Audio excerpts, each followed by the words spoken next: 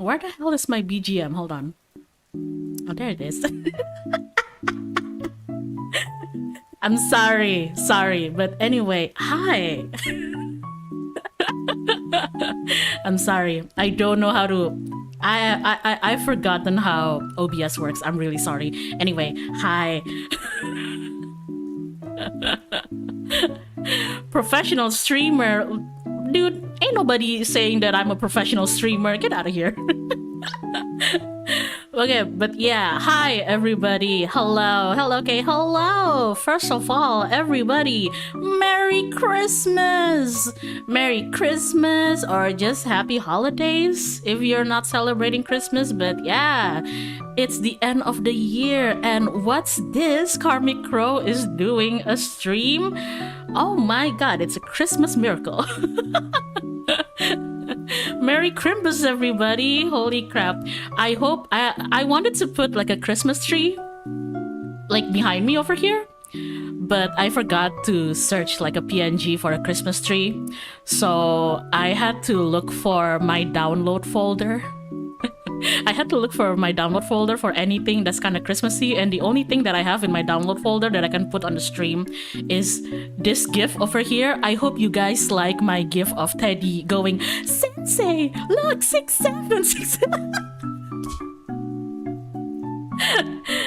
So yeah, I'm celebrating the public holiday that Christmas gave us. Me too. I hope that the holidays, the end of the year holidays, has been cozy for you. I hope that you got a lot of gifts if you're into gift giving in this season. Or I don't know, if you didn't get any gifts, I hope that you get I hope that you got a lot of money. I hope that you got a lot of cash. But yeah, I thought it was Teddy in the chair gift. Unfortunately, it is not. I got sick, so I guess that's a gift of some sort. Oh shit, I'm sorry to hear that. I hope you get well soon. Oh my god. But yeah, what was I gonna say? I was thinking I haven't been streaming in so long. At least to people who don't know, I actually have a Twitch, and sometimes did Santa try to kidnap you, since a lot of people ask you to be their Christmas present? I have no idea. Why the hell would you guys want me as your Christmas present? I am just a bird. Do you even know how I operate? Do you even know what would happen if you got a crow as a Christmas present? I would start ruining your bedroom. That's one. And then I would pick out any shiny things that you have in your house. And then I'm gonna build a nest, and I'm gonna steal your shit, and I'm gonna bring your shit to my nest. Yeah, rinse and repeat. I might bring you some stuff, but that's about it. But yeah, what was I saying? Sorry, my focus is everywhere right now. Right, I went to my YouTube editor thingy to see when was the last time that I streamed on YouTube, and it was, get this, it was February. So yeah, it's been a while. I haven't checked Twitch. Some of you may know that's back then I used to stream in Twitch. Sometimes, I don't know why, even though I'm more familiar with how YouTube streaming works, I wanted to try Twitch. So yeah, for Twitch it's even longer. But yeah, it's been 10 months, yeah. Congrats on the delivery. Thank you. Oh my god. But yeah, how has everyone been doing? How are you all doing? Me, I'm doing pretty good, all things considered. Twitch notification sucks ass. I'm not gonna lie to you guys. Even like traversing through YouTube is a bit difficult for me because so many things have changed in the past like 10 months, you know, and then like Twitch is even more confusing to me. But once I got the hang of it, I actually feel that Twitch is kind of easier to manage. I don't know. I'm dying, literally. Yes, Edo, sweetie, I know. I know, sweetie. Don't go back to the fucking hospital.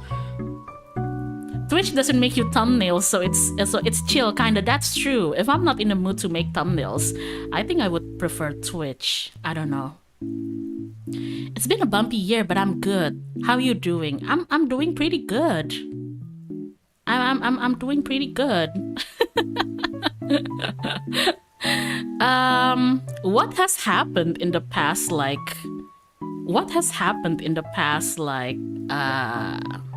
I don't know, 10 months?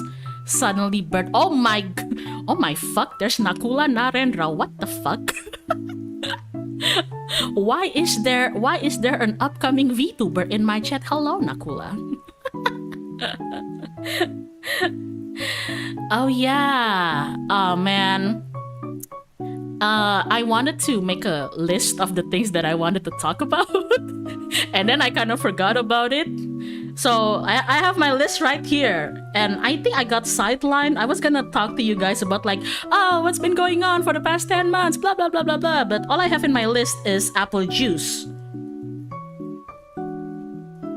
So yeah, I don't know. I think I was kind of thirsty. I don't know why I wrote apple juice. I think I was gonna go to the convenience store, and I kind of forgot what I was gonna talk about. So yeah, is that a grocery list? I don't even know. I think that's your shopping list. That might be. I don't know. That's a good list. Do you guys want to talk about apple juice? But yeah, ooh, okay, maybe I could start. How the fuck do you stream? Maybe I could start by telling people like why I stopped doing like streams in the first place. I mean, I think I gave it like a pretty basic explanation of it. But for context, there was just like a lot of things that has been going down in my personal life. Obviously, I can't go into like the nitty-gritty details because of privacy. But I feel like I do wanna like tell the context of it, but I feel like it's not a good story to tell, you know. I feel like some people are gonna be like, oh no, because most people when I tell them what's going on, they're like, oh no. But yeah, I'll just keep it concise. But I want you guys to know that I'm safe and I'm doing fine. But for context, as some of you may know, my father passed about like a year ago. And ever since his passing, somebody had to step up. Basically, somebody had to step up and sort of take over of our like family business, you know, managing the assets and everything, blah blah blah blah, as his father did and the father before him did, and so on and so forth. So the moment he passed, I had to kind of take over, and it was kind of difficult because I wasn't really trained yet to do it. I really thought you gotten ill. I almost called you KarmicKrow, you know. We'll get to that part. Foreshadowing, but like we'll get to that part. Don't you worry. But yeah, that wasn't so bad. It was It was a difficult time for me, but I managed. If everything, I was using like streaming and making art and just doing silly stuffs online as a way to like cope with my newfound responsibilities and everything. Uh, but how do I how do I say it without raising concerns? See, so let's just say that a lot of people want to take over of the family business. Yeah. And so that means people start scheming, and it got really bad that like, you know, that like sometimes like we've even considered like authorities need to be involved, and in the future, in like the near future, just like Knives Out, there you go, it's just like Knives Out, there you fucking go. So yeah, it got really bad to the point that in the near future I'm gonna have to go to the court basically to, I guess, defend my position, our position, something like that. So yeah, that's basically it. And then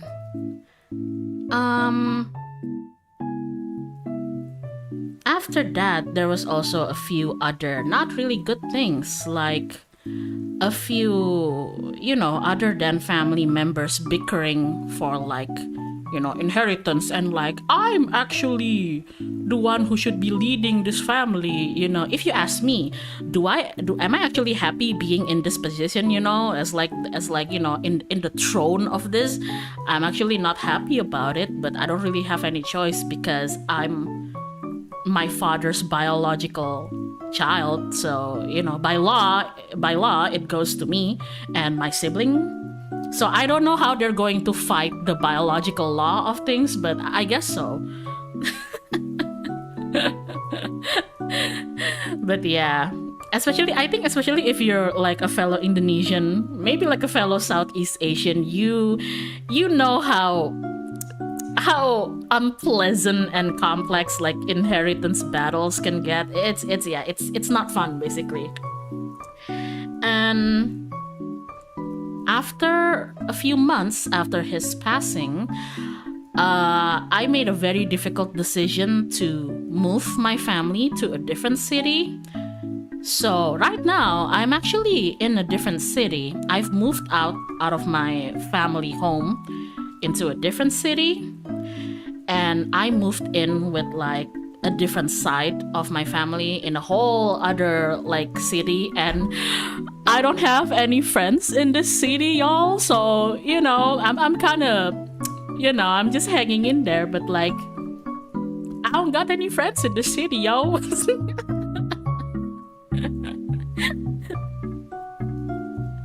It's not Depok, right? Gosh, no hate on my Depok homies, but like, gosh, no. But yeah, one of the things that sparked that move was that somebody that was working very closely with my family, after my dad passed, I caught this person stealing from us. That's not good. And when I finally confronted him, and I basically had to terminate their work with my family, he did not like that. So he started threatening me and my family. It got really dangerous to the point that I had to, hire security guards for me. I'm sorry. I'm really trying. I'm really trying deliberately not to sound too much of an anime protagonist here, but yeah, that's what happened because the threats got really bad and vile. Yeah, to me and my mother, especially because we're women. You know what I mean. So yeah, I had to hire like bodyguards and security guards especially during the evening, because before I hired security guards, I couldn't even sleep, you know. It was kind of crazy. Are you safe now? I'm safe now. Or at least I'm safer now. I don't really let my guard down, but yeah. Before I decided to hire like security guards and everything, especially to monitor our home during the night, I couldn't sleep every night.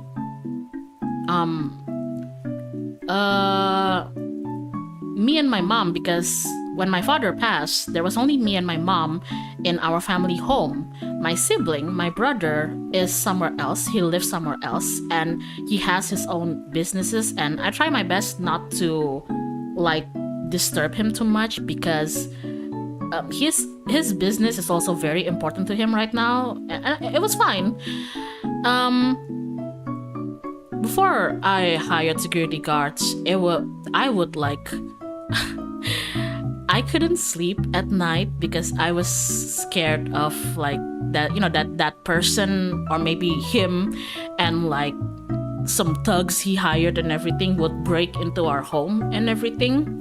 So every night I would stay awake and I would like sit down in our like living room or porch and everything, and it's gonna sound really dramatic, but like I would always carry a weapon with me. Oh my god. Yeah, so that was it. That was that. It was so bad to the point that my mother even asked me if I would be willing to take like firearms certification, you know, to be able to carry firearms. And I'm like, that is quite intense, because like firearms regulation in this country is very strict. It's not like, I don't know, maybe some other countries it's pretty lax, maybe, I don't know, but here it's very strict. But she made me consider that, and I was like, you know, before I go through that road, what if we just hire security guards for now, you know? Genuine fear. It was genuine fear. It was really bad. Oh, and to top it off, my darling baby, Bon, my dog, passed. He died about a month after my dad did. So, obviously, if people knew that my dog died, like he's a freaking big dog, and he's pretty much our old guard dog and everything. So with him being gone, I know some people do know that my house is like lacking in protection, right?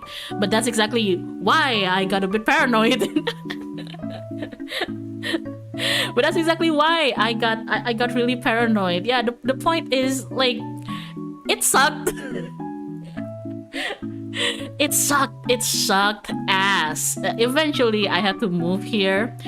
I had to move somewhere that I know not a lot of people know, that, you know, that we moved into this new city and we kept it that way. So yeah, that's where I've been. And because of so many things going on between like the Game of Thrones situation with my extended family, and also that little threat thingy that's going on with the person who was working with my family, it just felt unsafe. And at some point I just felt like I didn't really want to stream, mostly for safety reasons.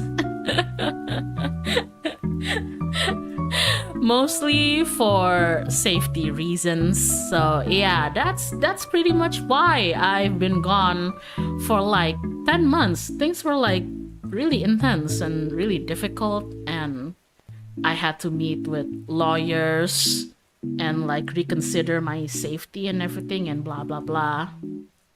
Yeah.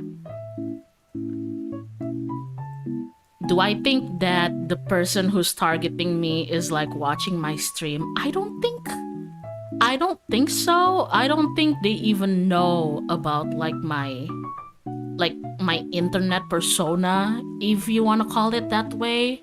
I think the type of person they are like worlds away, from like, ooh, silly bird doing streams, but you never really know. And I was just really tired, you know. I'm glad you're safe now. I'm glad I'm safe too. Thank you. But like, actually, my mom has been like, oh, of course, my friends too, my darling, beloved friends have been very supportive of me whenever I said that I might want to stream again in the future. I don't know. They've always told me just like, yeah, just do it. We'll watch over the chat and everything if anybody goes like crazy or whatever. And my mom has been very supportive. Siapa tuh? Pergi kamu. My mom has been very supportive of me going back to streaming. I think it's because for the past 1 year since I've had to take over taking care of the family and whatever, I've had to make like a lot of sacrifice on myself.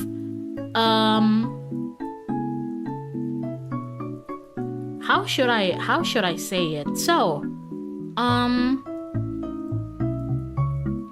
like maybe half a month before my father's passing, I actually made a deal with my father where he asked me to stop working. Actually, can you imagine that? Your father asking you to go unemployed? Yeah, I know. And I'm very aware that not everybody has that kind of privilege, and I'm very grateful that I do, but it's still mind-boggling for me for my father to ask me to not work like 6 months before his passing. And the reason was because my health had gone downhill. That's because my health has been going downhill. Before that, all I think about was work and making money, because in my mind, it doesn't matter how well my father could actually provide for the family. I still wanted to have my own money, because for me, I always felt that having my own money means that I have my own independence. I think this goes like that for a lot of people, not just me. So yeah, but yes, 6 months before his passing, I was actually living somewhere away from my family home. I had moved out of my family home, and I lived with some friends. And then things didn't go well personally for me during that time. I had a lot of difficulties with myself at the time. Eventually, like, my health took a really bad toll. And then I talked to my father, and he was like, can you please just come home, And I'm like, you want me to come home and like what? Like quit my job and get a job there back home? And he's like, no, just don't work for a bit, Just like, you need to go to the hospital and we need to take care of your health, whatnot, blah, blah, blah, blah, blah, blah, blah. And then after things have settled down with you, health-wise, that's when you can go back to the workforce. And I'm like, shit. Shit, I don't like being unemployed, but like, man, I don't like being unemployed like that, but I'm in a very lucky and privileged position where I had like at least like a father who was willing and was able to take care of me. So yeah. And then after that, I reluctantly went back home with my family. I moved back in with my family. And yeah, I had multiple trips to the hospital. That's when I found out that like a few of my organs are genetically not good. No bueno. Thank you, genetics, but like, yeah, some of my organs, some of my insides are no bueno, and I was like, oh shit, must have been my terrible lifestyle. And they're like, perhaps, but actually this is actually genetical. And I'm like, oh fuck. So yeah, that's why and then And then 6 months after that, my father passed, and I was like, "What the fuck, Dad?" I'm kidding. I'm sorry, Dad.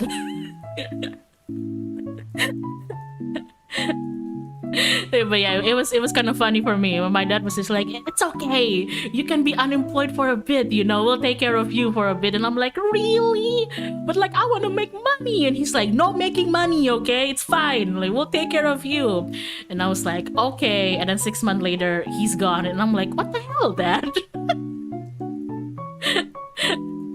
But yeah, and then ever since his passing, I've been taking over a lot of the family business and everything. But like, there's a lot that I need to learn. And I'm still processing everything. I don't know how my father and the father before him and the father before him and whatever, and you know what I mean. I don't know how they do it, but now I just have to learn. But that does mean that I've sacrificed a lot of my own life plans, if you want to call it that. Like, for example, I wanted to, when he was still alive, my plans was like, I wanted to get healthy, and then after that, like, I wanted to go back into the workforce.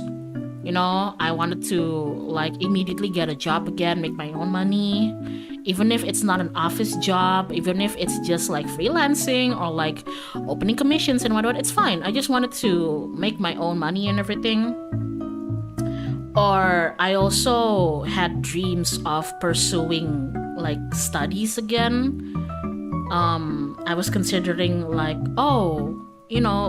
I've had friends who have encouraged me to move somewhere and study something and join a research something, and I wanted to do that, but I've had to put it all aside for the past a year or so to take care of my family, I guess. So yeah, I think that's why my mother is particularly I think that's why my mother was particularly supportive of me doing streams. I think I think she kind of pitied me. I think she felt a bit of pity to me, because she sees that I've paused my own personal endeavors to take care of the family. So she's been really supportive. Anytime I ask her is it okay if I take a bit of time for myself, do things that I like, whatever that is, like drawing, doing freelancing on the side, or just streaming, I guess. Yeah, exactly. The specimen requires enrichment activities. That's right. That's exactly it. Thank you, Ruby.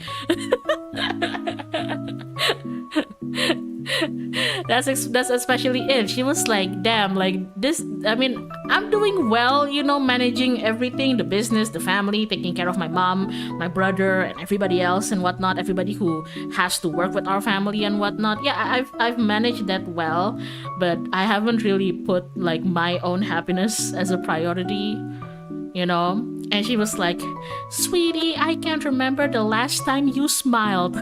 And I'm just like, I can't remember the last time I smiled, Mom.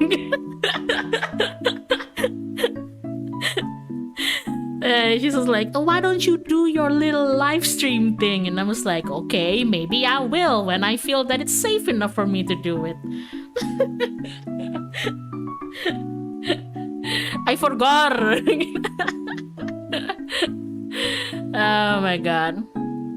Not gonna lie, Bert, you're doing a ton of things at once. I know it is. That's why I've been needing time to adapt to it. But I know I can do it, I'm not even, this is not even a case of being overconfident, but I have faith in myself. I don't know why. Don't ask me why I have confidence that I can do the things that I need to do, but I have faith in myself. I just need time, It's a slippery slope. It's an uphill battle. I'm learning little things every day. It's not really an easy job trying to replicate someone else's entire livelihood and career in like 1 year, but I'm trying. And hey, things are actually doing well. Um so yeah, that's actually what I've been busy with. The main thing that has been keeping me occupied is fighting off the people that are harassing my family. That's one. I put that at number one because it happens really frequently and it's really annoying. B, making sure that my family is provided for, because at the time in my family, I have like my family members consist of 4 people. Right back then, it was my father, my mother, me, and my brother. Some of you may not know this, but my brother is currently studying to be a surgeon. And when my father was alive, the only people in the family who was working, making their own money and everything, was my father and myself. My mother has always been a stay-at-home mother, so she takes care of the household and the family.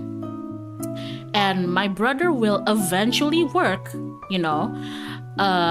but for now he's still studying to be a surgeon. And if you're studying in medicine too, if you're a medical student, a doctor especially, you know how long that process is, right? Yeah, basically my brother is still in med school, classic med school, exactly.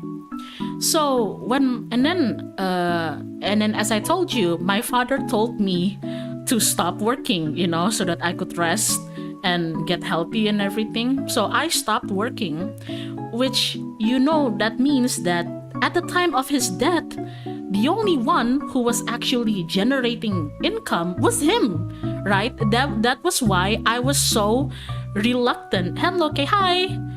That was why I was so reluctant to stop working, is because I didn't want to burden him with also like having to provide for me, right? So when he died, it's like it was such a horrible timing because like I have just discussed with him over like, are you sure, like Dad, are you sure it's okay for you to be providing for everyone? Like I can provide for myself, you don't have to like put me into account. But he's like, no kid, it's fine, you need to stop working for a bit, and rest up. And then he's the one who passed away, and I'm like, what the hell?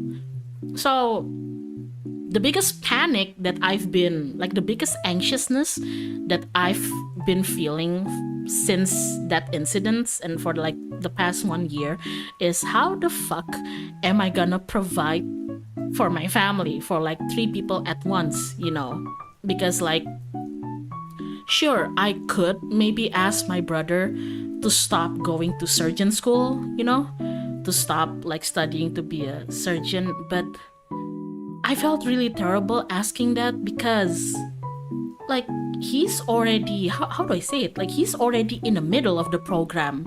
I don't know, it felt like such a waste asking him to quit when he's already in the middle of it, when like we just needed like a bit of a push for him to finish and continue,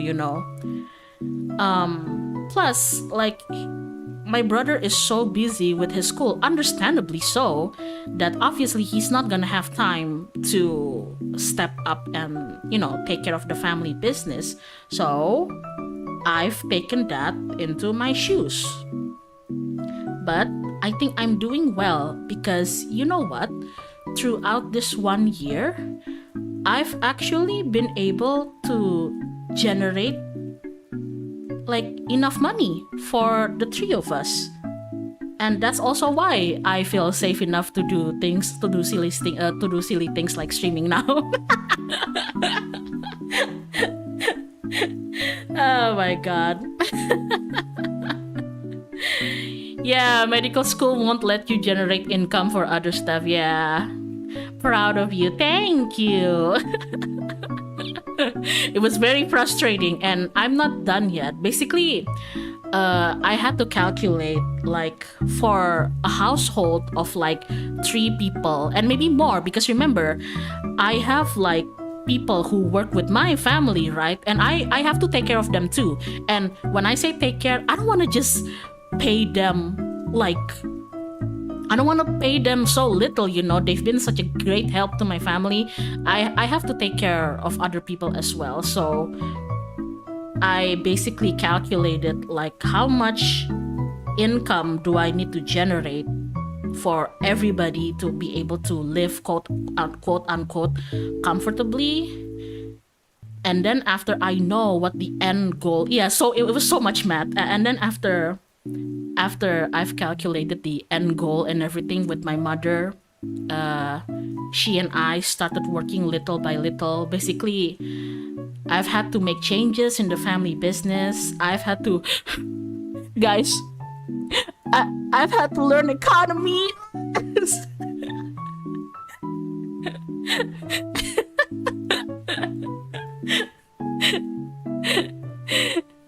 I've had to learn economy. I've had to learn like things like economy and investments and like savings in a bank and everything, and accounting and taxes. I mean, okay, I knew all of those things before like my father passed, but now it's like it's like triple, you know. Yeah, I've had to learn how to min-max everything. including taxation. But it was really hard. But yeah, more for me, I guess. Jeez. Hi, Crow. Hello. Welcome to the stream. Sorry, I'm just talking about myself here. I'm sorry.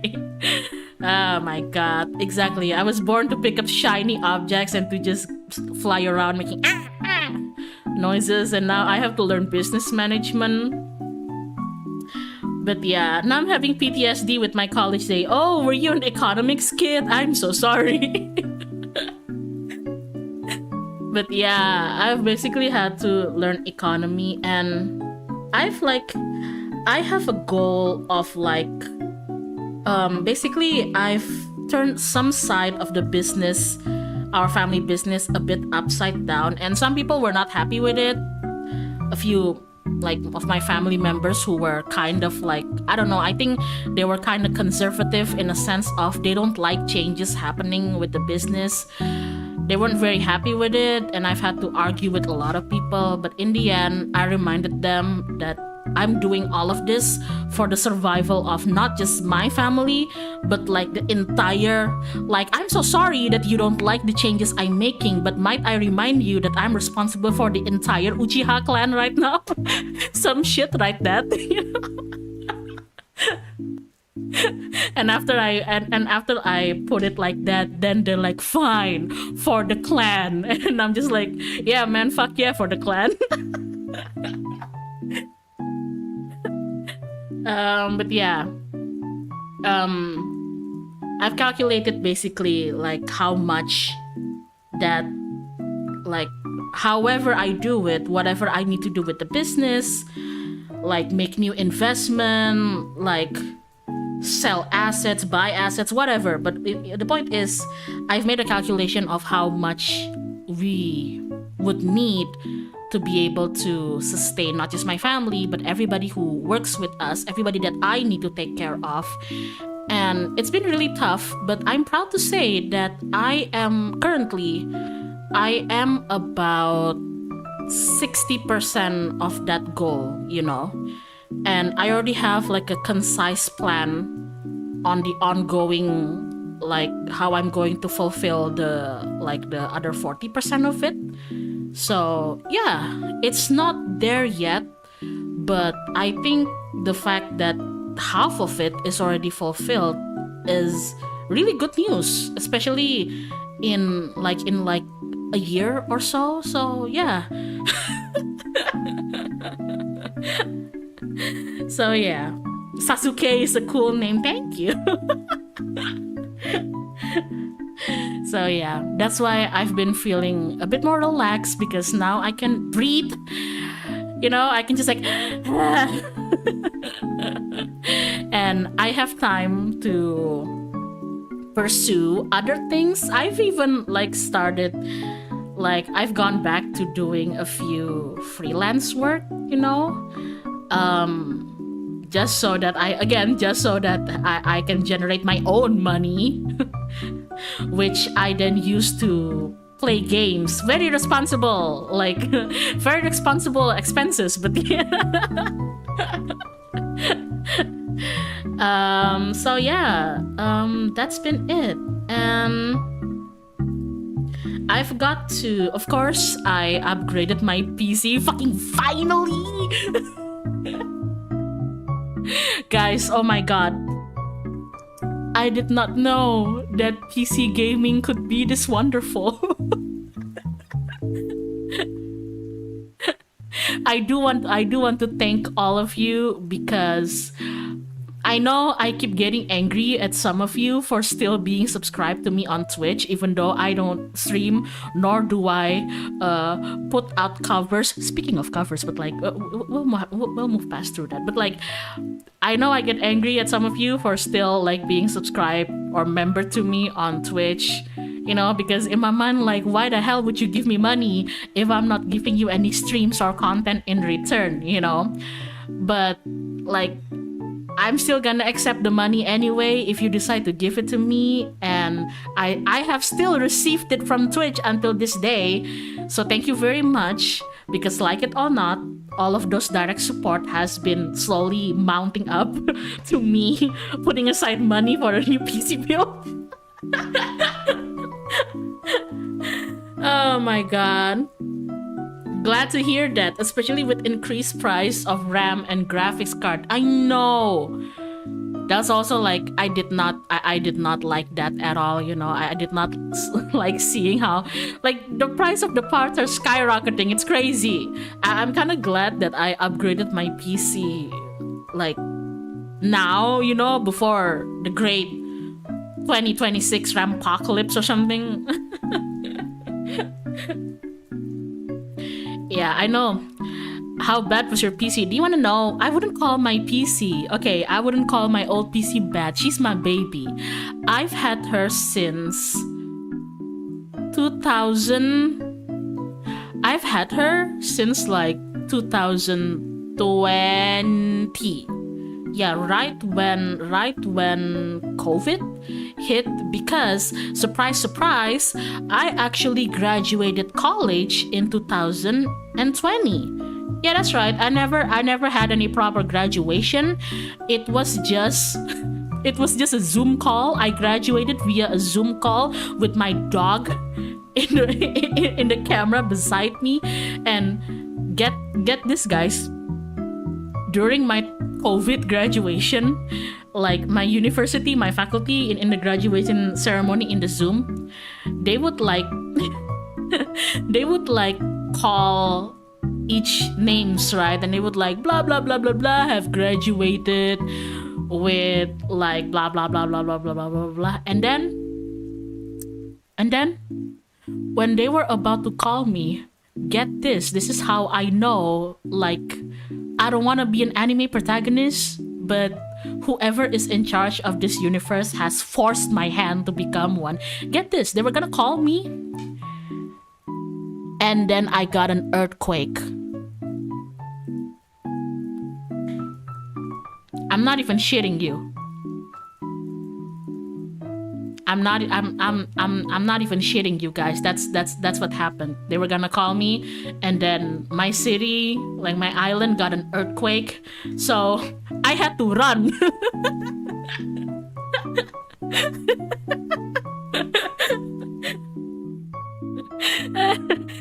That's what happens, Yeah, I was gonna graduate, and then the universe is like, "Well, is she graduating? You will not graduate." This is some MC shit happening. I know. Maybe the world is just happy. I'm positively thinking that the world was actually like clapping for me. You were like, yeah, and I was like, settle down. So when the faculty head was like, oh, KarmicKrow is graduating, blah blah blah blah, and then they shift the focus of the Zoom screen to me, and all they see is my empty bedroom. And they were like, where the fuck is she? Oh my god. Crap. Yeah, I had to like walk back like a few minutes later, just like, I'm here. I'm here, give me my degree. I paid 4 years for this.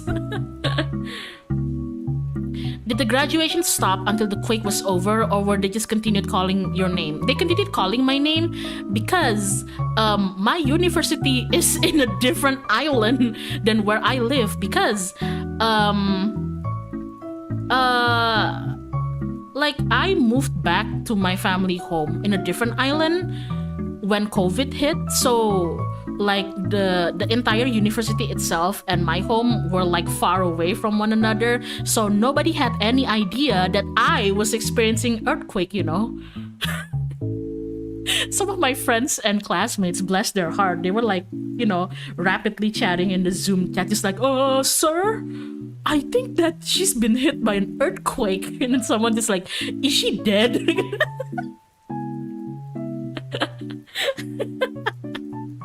Yeah, that's why they were so confused. They were like calling my name. You said, oh yeah, you graduated. And they zoomed into my screen and there was just nothing there, you know.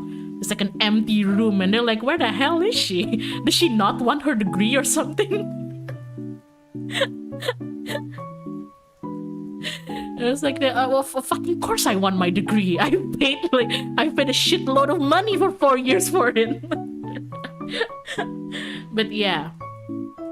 Also, hey, Matt, to anybody who wants to know how old I am, now you know that I graduated like my bachelor's degree in 2020, so you can do the math from there.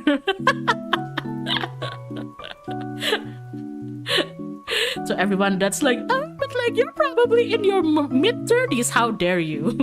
I mean, there's nothing wrong with being in your mid-30s, it's just that I'm not.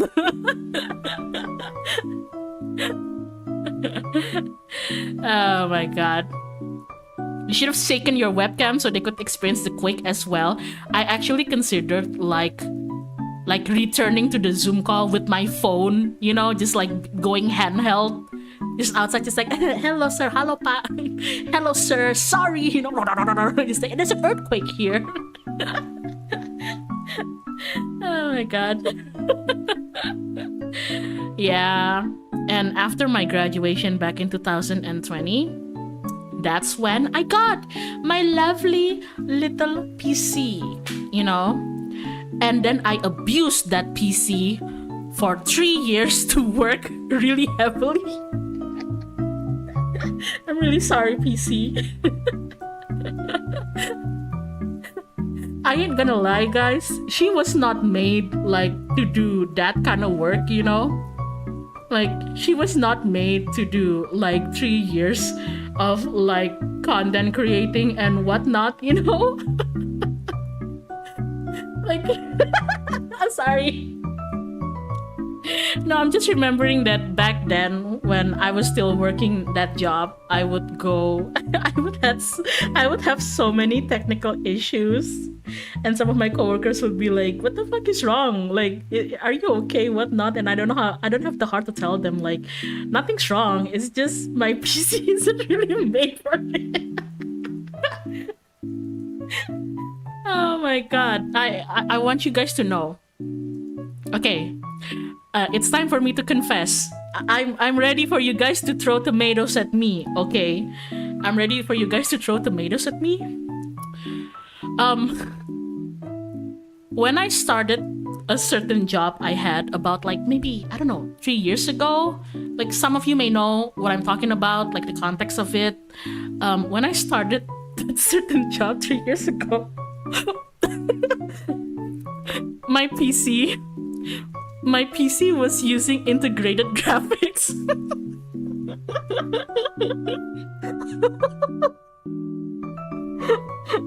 Yeah. It was using integrated graphics. No, yes. Yeah, that explains a lot. Yeah, now you know. But I'm a trooper, you know. I don't complain, okay? I just took it in stride. Like, oh, bruh, yeah. That explains everything. Thank you. I still deserve the tomato, though. I know. I know.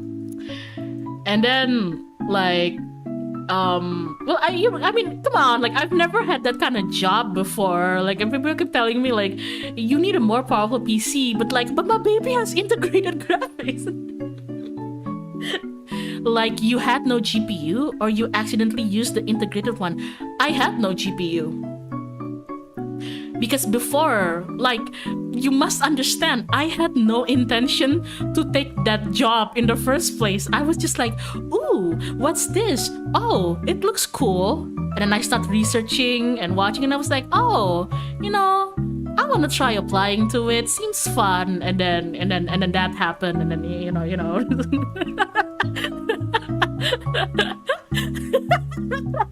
So yeah, I didn't have any GPU because, like, look, the only heavy-ish thing that I was doing with my PC at that point was playing freaking Genshin Impact.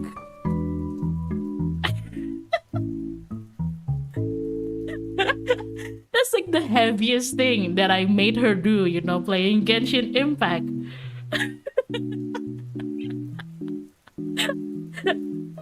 So yeah, but pause your tomatoes, guys. Don't worry, I'm not that dumb. Of course, eventually, in the span of that, like, 2-3 years of that career, I eventually upgraded. Come on, you know, like, I'm not that stupid. You know, I knew I couldn't, like, run on integrated graphics forever. You know, I'm not that dumb. So yeah, I bought myself a GPU back then. It was a 1050.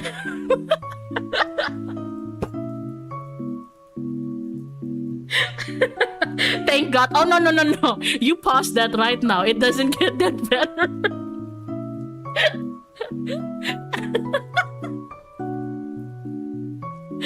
Girl, yep. Hey, I use 1050. Yeah, no shame, man.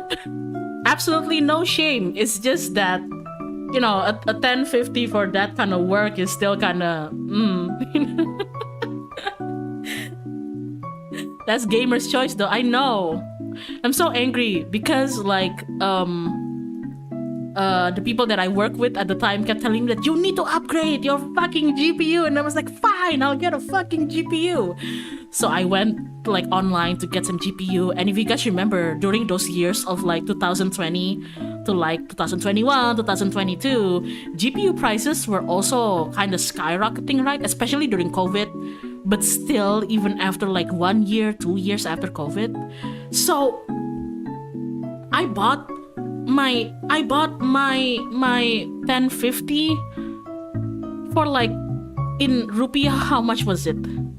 God, it was so expensive, you know, for fuck's sake, during that time. But I had no choice. I think it was, like, what was it?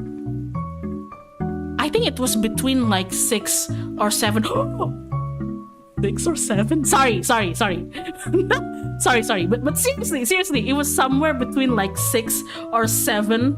You know, the price was so fucking bloated for, like, 6 or 7 million rupiah. That's like about what? That's like about 400. 6 juta.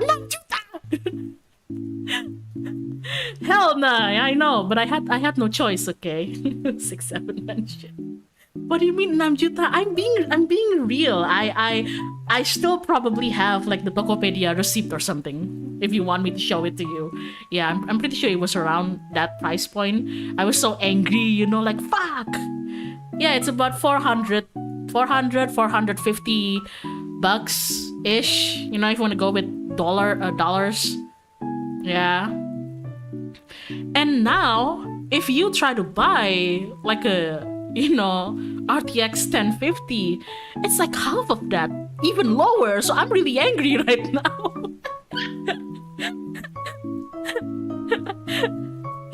I'm really angry right now, okay? But, well, anyway.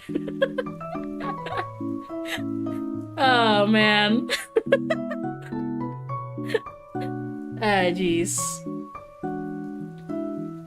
Yeah, I think like currently 1050 is only about, in rupiah, it's only about like maybe up to 2 million, you know? That's like a high point of it, so yeah. You buy it during peak Bitcoin, right? I think so. It was like 2021, 22, like peak Bitcoin. I think it was maybe.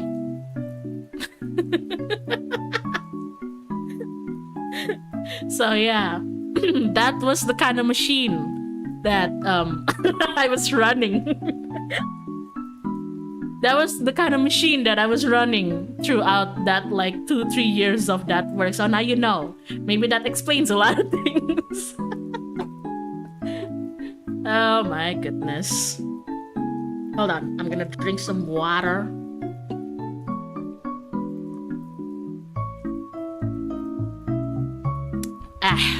Okay, yeah. But now, I finally had the luxury, and it's all part of your support too, guys. So thank you very much. Sometimes you guys scare me. Sometimes you guys scare me because I tell you not to give me money and you give me money, you know? I don't think that's how unemployment works. Like the other time, I told you guys, like I tweeted on Twitter or X, if you want to be a nerd about it. Like I tweeted on, I X'd on X that I've been thinking of uploading some covers to my YouTube because I have a few backlogs of them and I want to properly produce them and be able to post them, because why not, you know, rather than just get them like dust up in my like hard drive and everything. I wanted to properly produce it, and I told you guys like, hey, like if you're interested in helping me fund the, like, you know, some covers, like I'll put a goal on coffee, you know. It's only about like $150, which for me that's still a lot. I have a weak currency. Sorry, we have a weak currency.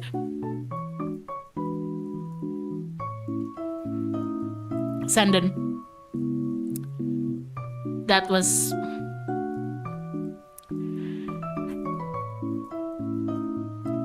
Now what do I do? What the fuck do I do now? But you were saying, I'm sorry. Thank you, Senden. Holy fuck, you gotta stop doing this, man. I'm getting scared. What do? I don't know. What the fuck? I don't know. Download more RAM. God damn it. Jantungan anjing gue juga. Kaget dikit, gue juga kaget. Me. He wanted that covered now. Guys, calm down. I have 3 covers incoming, but like, you know, calm down. Hey. Knock it off. You guys knock it off right now. Sergey, thank you. It's good to see you. It's good to see you too. You guys knock it off right now. You guys, you have to have some mercy on my heart, okay? Jesus Christ. But what I was saying, okay? Back to the point. Are you guys gonna let me talk or something? Anyway. I was saying, and then I was like, oh, my friend told me, like, yeah, okay, but like, you know, if you like singing and if you just want to like post covers just for as your own hobby and everything, why don't you just put up a goal in your coffee, you know? Who knows, maybe people want to help you with it, and you can, like, the cover will also be produced well as thank you for the people who supported its production. I was like, that's a good idea. I'm not sure if anybody's interested in helping me like cover the funds for like a personal project, like a cover especially. So I put it up on Coffee, just like I put the max as like 150 USD, and then I said in Twitter and Blue Sky, just like, hey, Like, I put a new goal in my coffee. Is anybody interested? And no pressure, you know.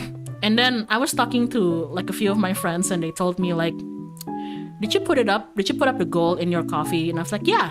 Why? And they're like, watch, it's gonna get fulfilled in like 3 hours. And I'm like, are you crazy? Are you all loco or something? Are you guys crazy? No, it's probably gonna get fulfilled slowly, you know, slowly if I like advertise myself and the goal, and if I do streams and whatnot, in maybe like, if I'm lucky, 6 months maybe, you know, maybe an entire year. I don't know, it's a slow place. It got fulfilled in 2 hours.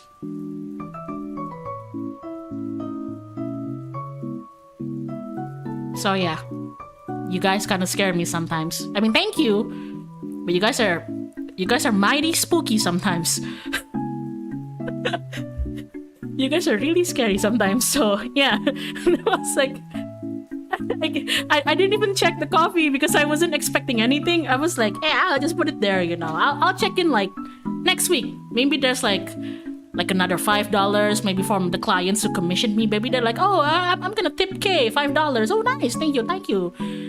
And then and then my friend told me to check it like 2 hours later, and I was like, oh, I see.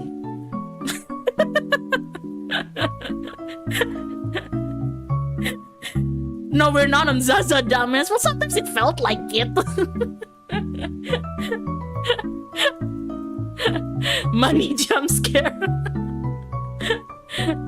Actually, that's also what I told my friends when I told them like, oh, yeah, I'll do some streams now that things are like easier for me. You know, I think it's a good outlet for like my interests and my hobbies.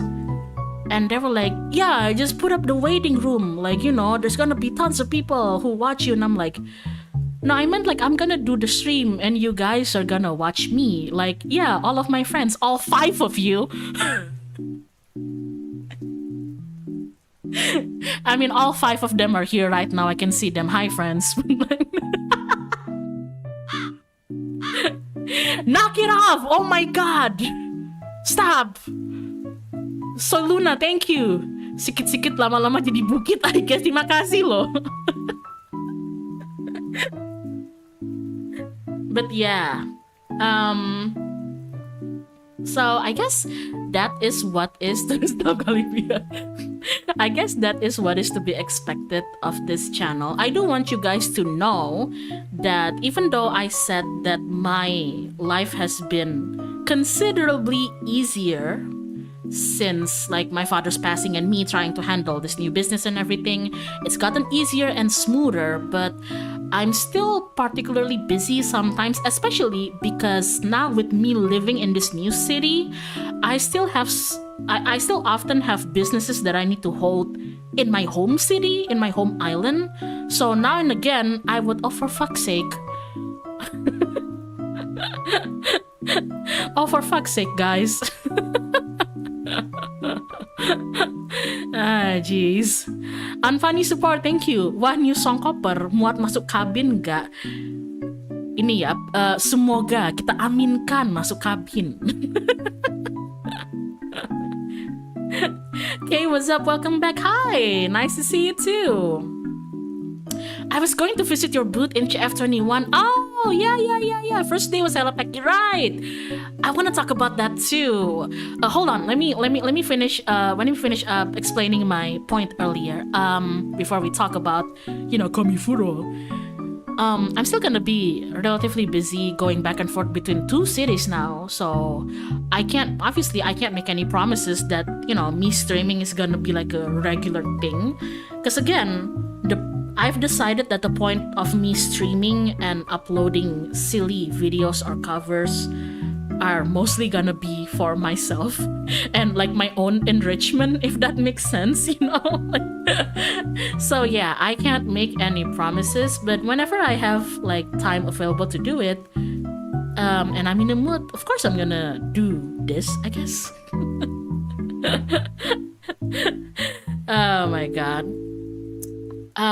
But yeah, so aside from like family shenanigan and new PC and new city. Komifuro, CF, CF, whatever you want to call it. The latest Komifuro. Oh, for people who aren't Indonesian, Komifuro is basically one of, if not the biggest, I'm not quite sure. So do correct me if I'm wrong here. But Komifuro over here in Indonesia, it's like one of, if not the biggest, like anime convention that we have here. So one of my, oh, it's raining again. You guys might be able to hear that, sorry.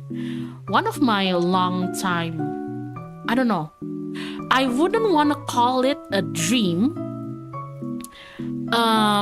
Yeah, okay, it's Indonesian Comic Cat. There you go, thank you. One of my biggest like things that I always wanted to challenge myself with is whether or not I could host a table in Komifuro, even if I have to do it all by myself. Oh, Ziply, you guys need, oh my god. Ziply with the $69 caca, thank you. It's scaring me. God damn it, thank you. Oh no, here comes people saying nice in my chat, man.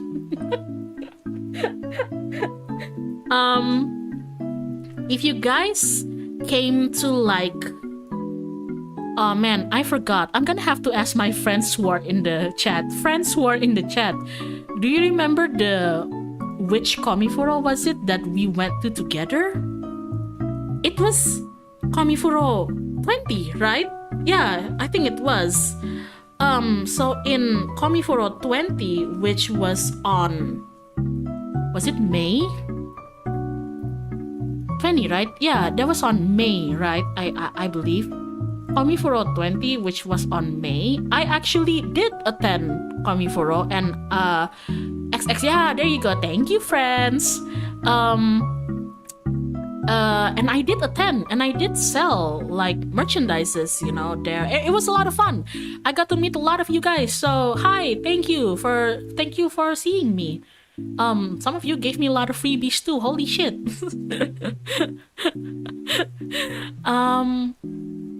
But during Komifuro 20, which was back on May, I did it with like a couple of friends.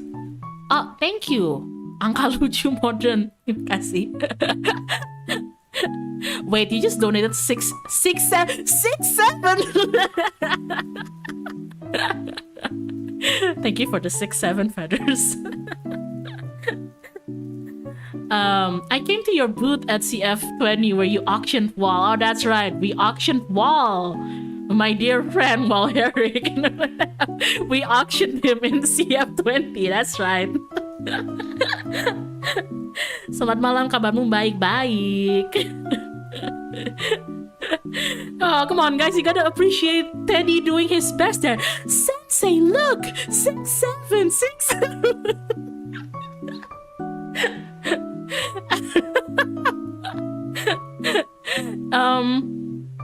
And Komifuro 20 with my friends.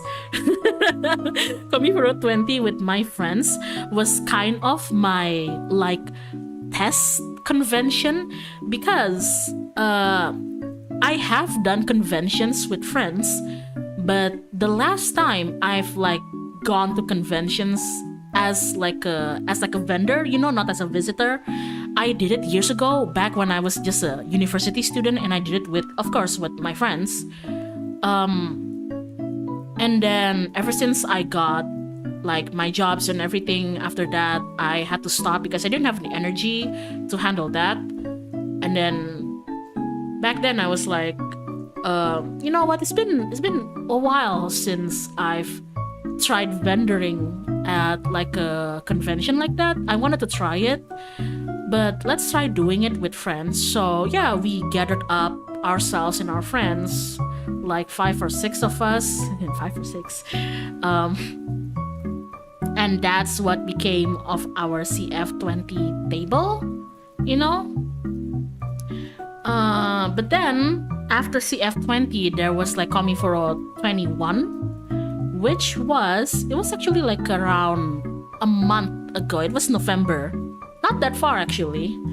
I actually told myself like, okay, so CF20 with friends it went very well. So I wanted to see if I could do it by myself, you know.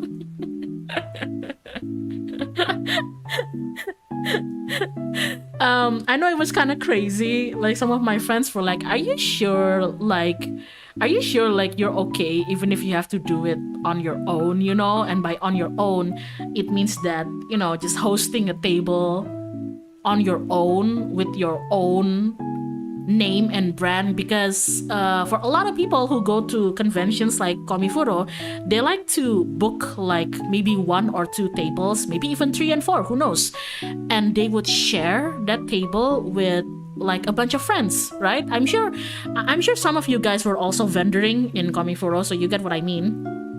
But me, I really wanted to challenge myself to see like, oh, can I do this alone, you know? Even if that means I have to like pay for a table alone, and then produce the merch alone, and then like advertise my merch alone and everything. But I really wanted to challenge myself, and some of my friends were like, "You're insane," and I'm like, "Crazy." I was crazy once. Betul, orang nyobain cobaan. Ada cobaan, kenapa nggak dicoba gitu ya? Oh man, I couldn't imagine doing it alone. I saw a lot of tables got overwhelmed by a lot of orders in front of them, that it made traffic jams in the alley. That's the thing. I was kind of brave enough to do it alone because I don't think I'm someone who already has like a huge pool of customers yet, you know? I think I have enough to actually be profitable, and being profitable in KarmicKrow is already like, you know, it's already such a mind-blowing thing to me, because you already have to spend a lot for like, of course, for like the table itself, you know, for like the registration. And if you're not from like Jakarta or Jabodetabek, you gotta pay for your like transport from wherever you are to Jabodetabek, to Jakarta. And then if you're gonna be staying at a hotel, you gotta pay for your hotel and everything. So for me, I know I didn't have a lot of like pool of customers to say that, oh, I'm gonna make big bucks. I had like a very low expectation in regards to income, but I actually made a profit, and I was like, whoa. It was a very pleasant surprise, you know. Holy heck, it's Crow. Hi, hello. So yeah.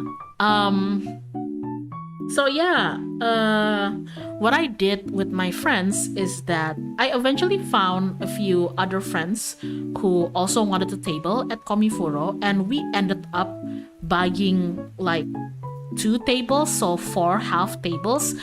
But we made an agreement that despite that we registered together and our tables are side by side, and we were technically under like a circle for the registration, I told them that I wanted to handle my own table by myself, you know, just because I wanted to test my limits. It's like, I'm not gonna know how well I can do something like this if I don't actually test it myself. So yeah, that's what I did with my friends. Hope y'all have a good Christmas. I'm having a good Christmas. I hope you're having a good Christmas too. And then it actually went pretty well.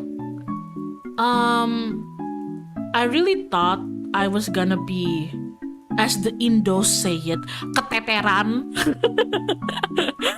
In English, that's like, I really thought with me basically doing this by myself, you know, like making the merch and going to the like manufacturing and then producing it and then like advertising it and then having to travel by myself and then set up the shop in the venue by myself, you know. And I really thought I was gonna be overwhelmed. it was kind of overwhelming.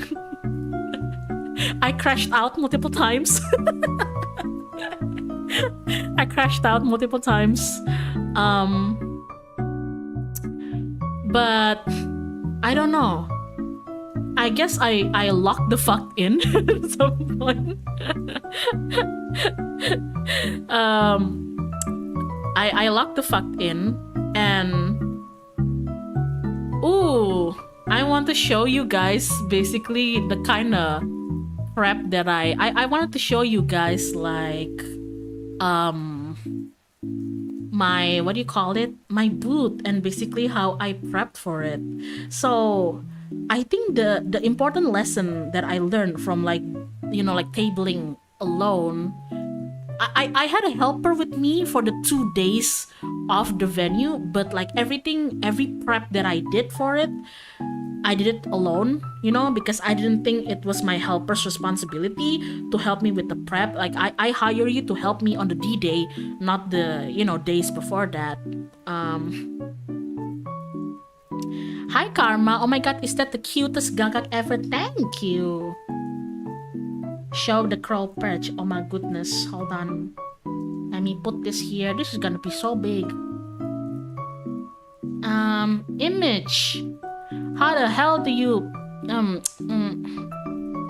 my god, that's so big. That's so big, bro. Hold on. Let me, there you go. You see this? I'm actually really proud of this, guys.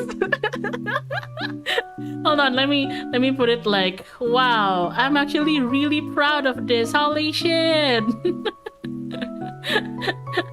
Oh my god. I was actually really proud of this. It was very pretty. I like it. I saw Uma. Yes, I drew Uma. I was there.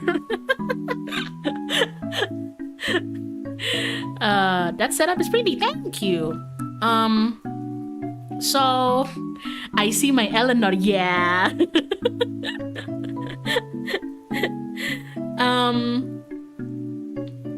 Because I was gonna prep everything alone. So, for context, in Komifuro, I wasn't actually alone, like completely alone in my table, even though I was kind of limit testing myself to see if I could handle vendoring in a market alone. First of all, the 3 tables next to me they all belonged to my friends. So if I needed everything, like emergencies and everything, they were there with me, even though everybody was focusing on their own table, like we agreed.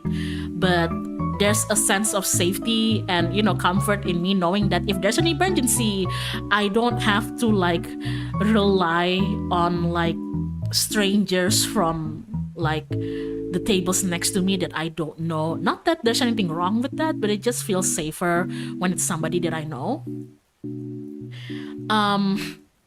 And also, Komifuro is like, it's held in 2 days, right? Saturday and Sunday. In both days, I have my beloved helper, Fish, with me. If you guys came to my table during November in Komifuro, and you met me, and there's a guy with me, and he's staring at you, like glaring at you, please don't mind him. That's that's Fish. That's Fish. Please don't mind him. His job is to protect my goods and protect me. So there you go. Oh my god. Yeah, that's the reason why he was like that is that because well, obviously because him and a lot of my friends know about my circumstances and the unsafetyness that has happened in the past 1 year regarding to me, you know, and he's also very aware, like a lot of, not just him, but like a lot of my other friends and whatnot,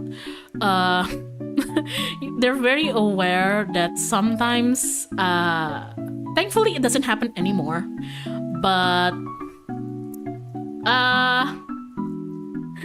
I've had cases of like stalkers, like and just people approaching me but not in a comfortable manner.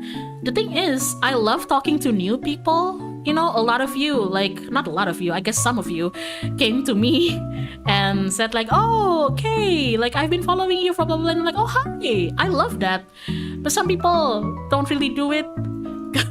Oh no, the person's in the chat. Anyway, some people don't do it comfortably. He was watching for anyone fishy. Yeah, he was. Wow, glad to see you again. Welcome back. Hi, thank you.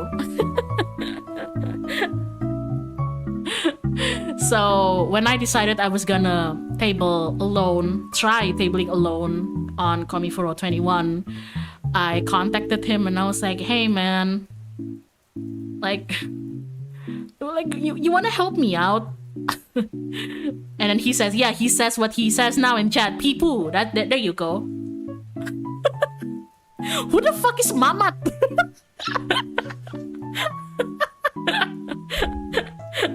Yeah, so I'm sorry.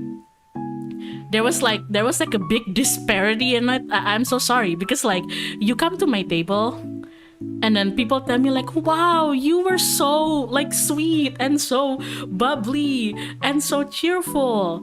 And I was like, I get a bit shy and flustered because I'm like, thank you. But like, how dare you say I'm bubbly and sweet and cheerful? I am an edgelord. What? There's no happiness here.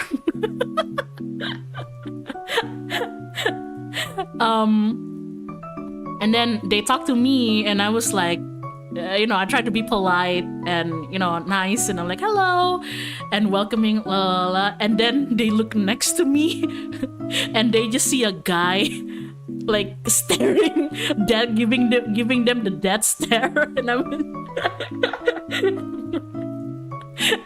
and I just have to be like, I'm sorry, please don't mind him. He's here to guard the goods. Oh my god. But yeah.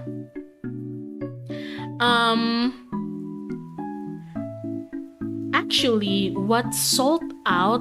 Oh, I wanted to show you guys this too. So, here's a little... I mean, I wouldn't really call it a tip. I guess like a lot of people have already used this kind of method before. But because I knew I was gonna like travel, arrive, and set up my convention table alone,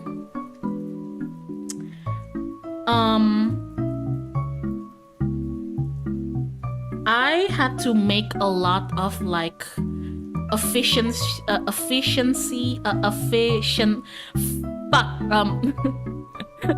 berak mulu mamat. Guys, no fighting in my fucking chat. Oh my god, fight back in Discord where I can join. I'm sorry, my friends are fighting. I wanted to show you guys the kind of like I had to make everything. Dude, I had to min-max everything. I had to like min-max the way I'm gonna do this, because I'm just a silly old bird by myself, I don't have a lot of hands on deck. It's just me. So the way that I make it efficient is that you see this, right? But what I did is that, so when you're doing things alone like this, I think prep work is really important. Where the hell is it? I thought where the hell is it? Oh, there you go.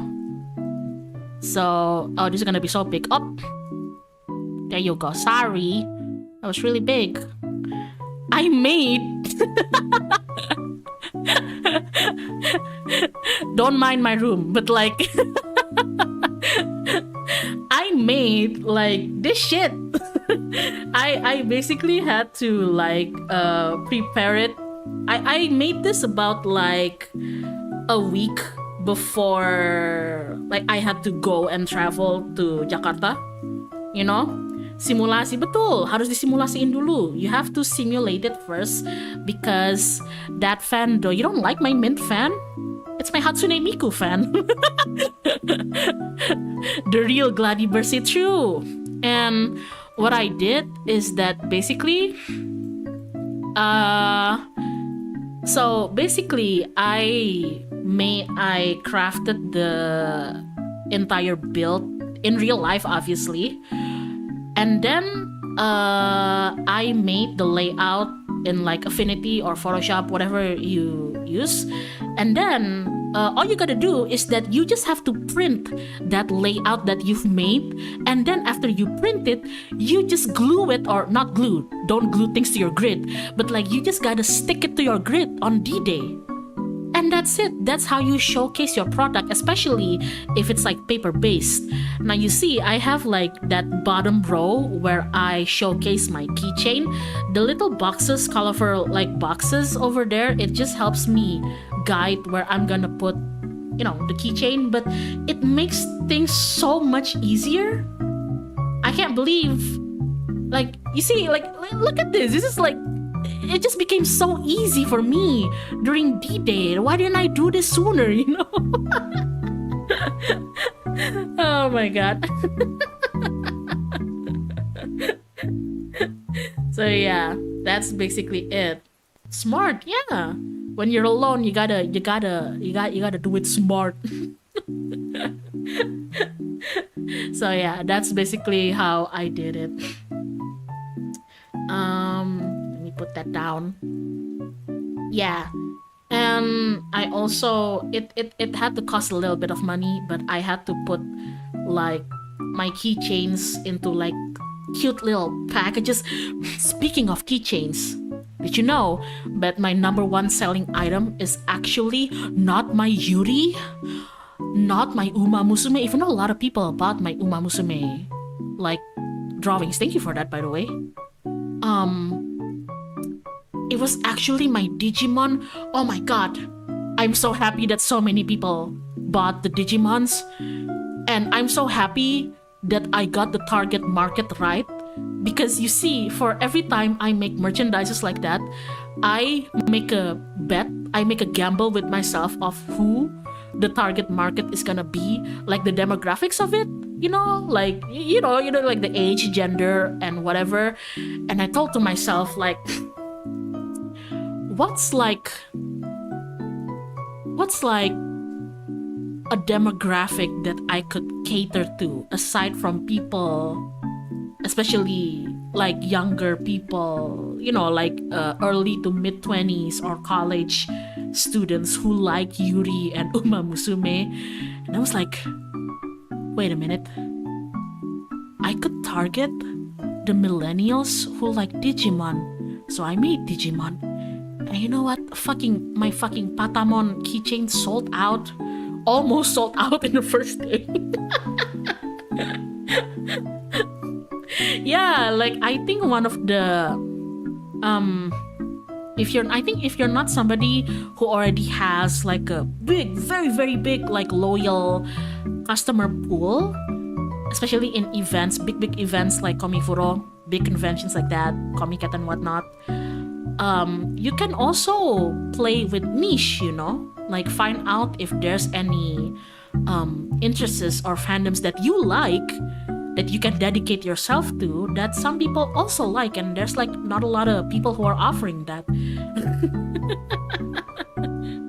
She targeted my demographic, yeah. So every time me and Fizz sit down, behind our counter there, our booth there, sometimes I would stand up and I would look around and I would see like maybe a bapak, a guy, a gentleman, maybe in their like mid-30s, especially if they're bringing like young children with them, means that they already have kids and the kids is like either toddler or elementary school. And I lock eyes with that man, I will start sending brain waves, It's like fishing, I cast the bait and he took it, and I made this telepathic connection where I'm like, hey man, I know you like Digimon. Hey man, hey dude. Hey, I love Digimons, man.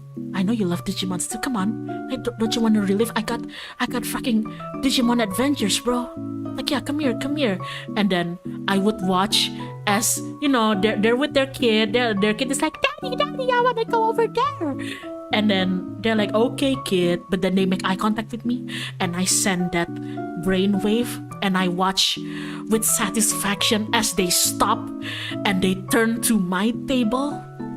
And then they're like, huh, you know, the moment I see their eyes bulge out a little bit, just like, huh, Tentomon. And then they come over, I'm like, yes!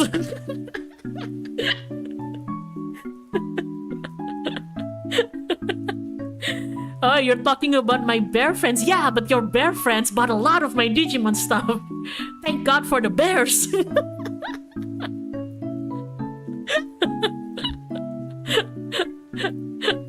Oh my god. Yeah, that's usually how it goes. Like, I was like, ooh, I gotta, A lot of people like my Uma Musumes, a lot of people like my Love Curse, you know, the Yuri and everything. Yuri. And I was like, I gotta shell out my Digimons, and that's, you know, that's when I start sending them brainwaves.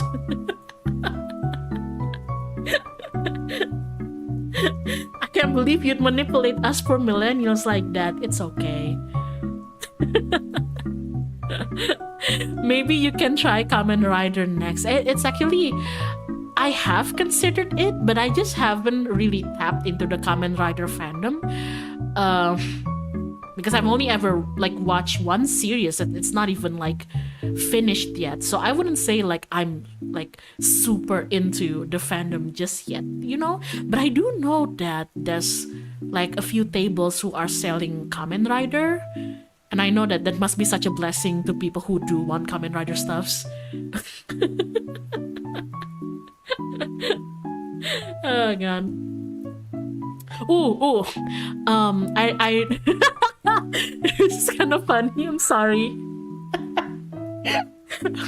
Another type of people that I would like send brainwaves to. So like, come here, you know, come buy my wares, weary traveler type of shit with them is like because there was, remember when like KarmicKrow 21 it was also hosting the Hololive concert, right? That was a lot of fun too. And that means that I saw like quite a number of like anime and VTuber fans that are not Indonesian. I can just tell from the fact that they're not speaking Indonesian, you know. But, and I say this, I don't mean to be offensive at all. I do apologize sincerely if anybody takes offense to this. But the Singaporean guys who are also into like Beyblade and everything, yeah, I bait them hard. I'm sorry I took so much of your money. I know you like Digimon.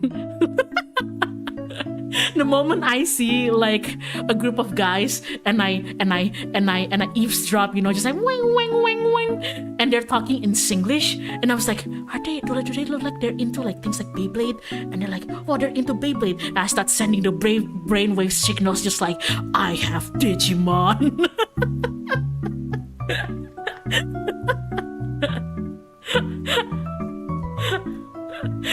And it always works. God bless the Singaporean guys.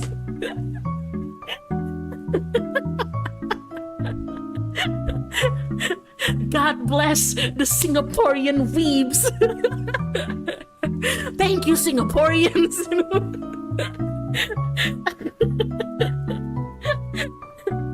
What a quote to enter in. I'm sorry. Stop talking about my ooms. But your ooms help me financially. Oh my god.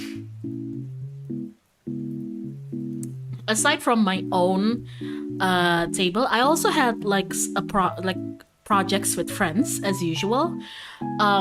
If some of you were following my project with a few of my friends, that's the Type Beat project.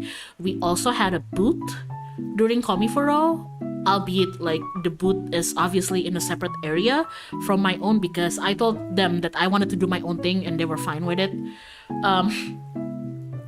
I still, till this day, I still can't get over that some people want my autograph for the Type Beat merchandises.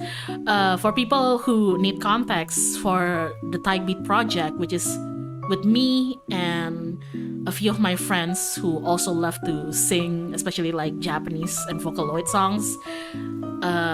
We basically sold merchandises of our personas, and if you buy enough, you get a very special bonus of an album CD that contains up to like 8 of our like duets with each other. So yeah, sometimes I still can't get over the fact that that people want my autograph, you know.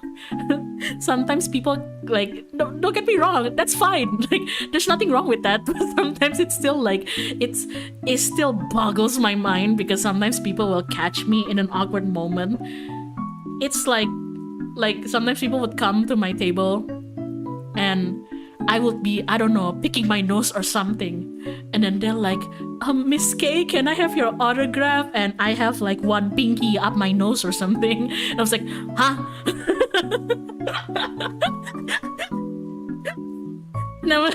And I have to internally be like, oh shit, oh fuck. Oh god.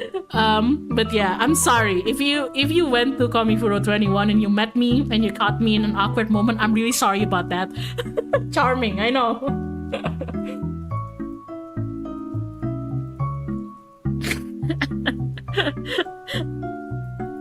Oh, there was also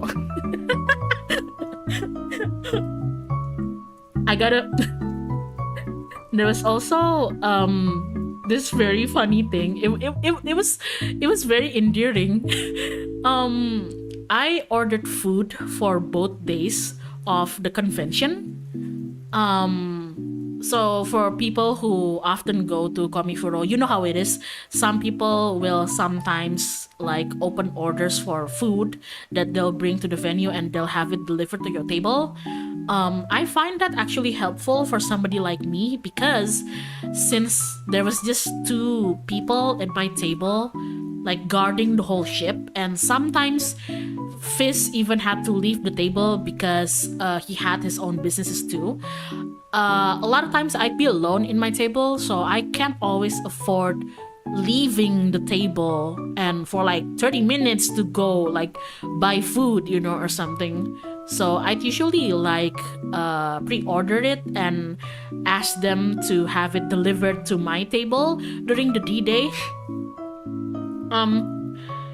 So in one of the days of the convention, I was in contact with the person providing the food to me in that day. They had this whole group chat to tell their customers like, hello everybody, like today I'm gonna be delivering your food.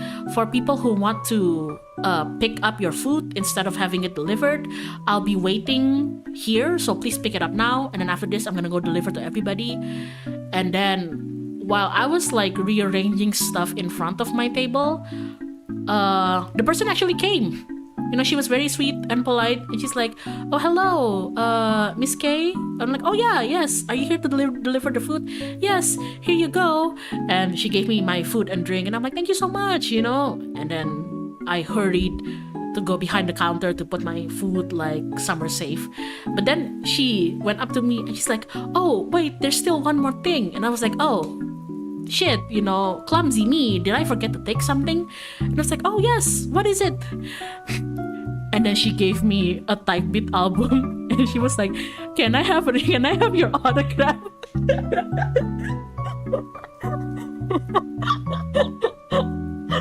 Again, there's nothing wrong with that. It just kind of caught me off guard. It was very cute and endearing, you know. It took me like 5 seconds. I'm sorry. I'm sorry if like for like maybe 2 seconds I was like, you know, it's because I wasn't expecting it. I'm sorry. Thank God you're not in the middle of picking your nose. Yeah, man, thank God. Aside from KarmicKrow. Oh no, that wasn't all. I've also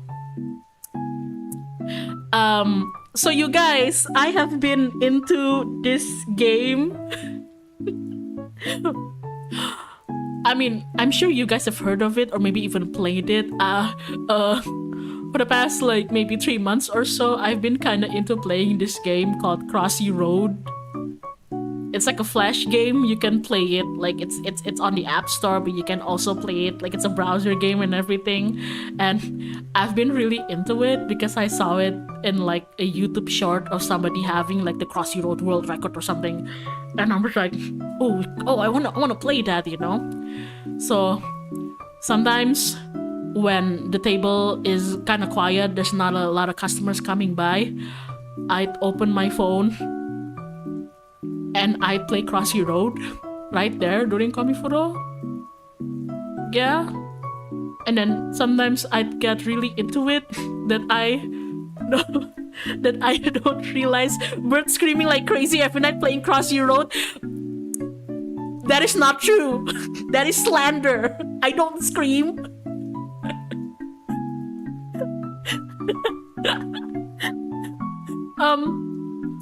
I'd be so into playing the Crochet in my phone that I didn't realize that there was a customer at the counter and that they had to be like, excuse me, and I'd be on my phone just like, beep, beep, beep, beep, fuck, beep, beep, beep, beep, fuck.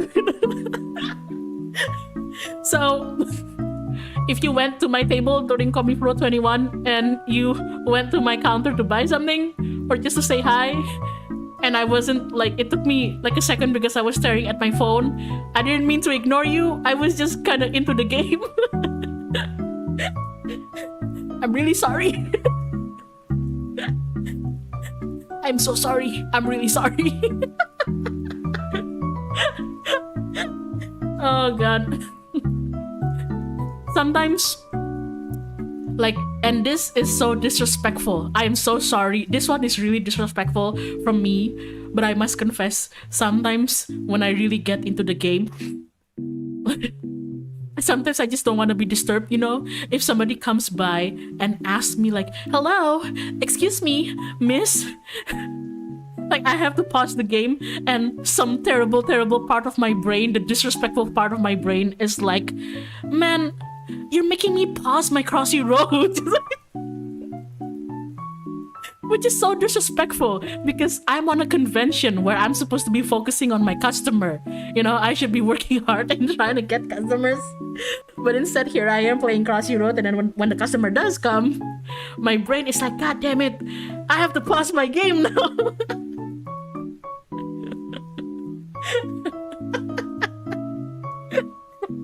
Oh God, I'm really sorry. But yeah, whether we saw each other or not during KarmicKrow 21 or even KarmicKrow, the previous KarmicKrow 20, I hope you guys had a good time there. Sorry if I'm really awkward in person. Sorry if I'm really awkward in person. I'm incredibly sorry. I remember 2 of you came up to me and you were like, oh, I'm a big fan of your work. Like when you stream, I watch, you know, I love your Twitter. And I'm like, oh, thank you so much. And then they would buy my products. And then they were like, oh yeah, so what's the total? And I would blue screen. And then I don't know why, but I pathetically told you like, I'm bad at math.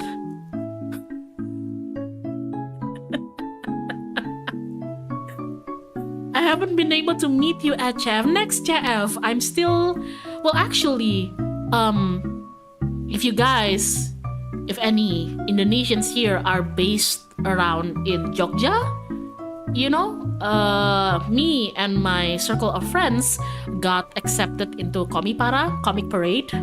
That's gonna be in Jogja in like this April. So if you were planning to go there, who knows? Say hi. I'll probably have some freebies or something if you want it. And then after April, May, there's another Komifuro, and I'm not sure if I'm gonna be on the Komifuro. I'll try to, but it's just gonna be a bit busy because then I'll have to like work for 2 conventions at the same time. So yeah. So yeah, I'll try my best to offer up a lot of like funny or cute freebies for Komipara. But yeah.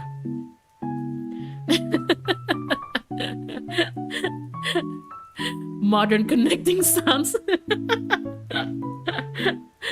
Someday I wish I could visit those events. Hey, I also dream of like, I don't know if I'm going to make con going like my serious business. I could, but I just haven't made up my mind on it yet because I'm just doing this to, I guess, busy up my time, and it's better than just doing nothing, I feel like, and I got some money doing it, yay. But if I do turn it into something serious, I do want to try one day to be able to go to conventions outside of Indonesia. Maybe like Singapore or Malaysia, Philippines, Thailand, Southeast Asia, or even like Smash conventions in Australia. One day maybe I'll go get to the EU and NA. Who knows, right? I know there's a few like good conventions too in like Germany and wherever else. So who knows, right?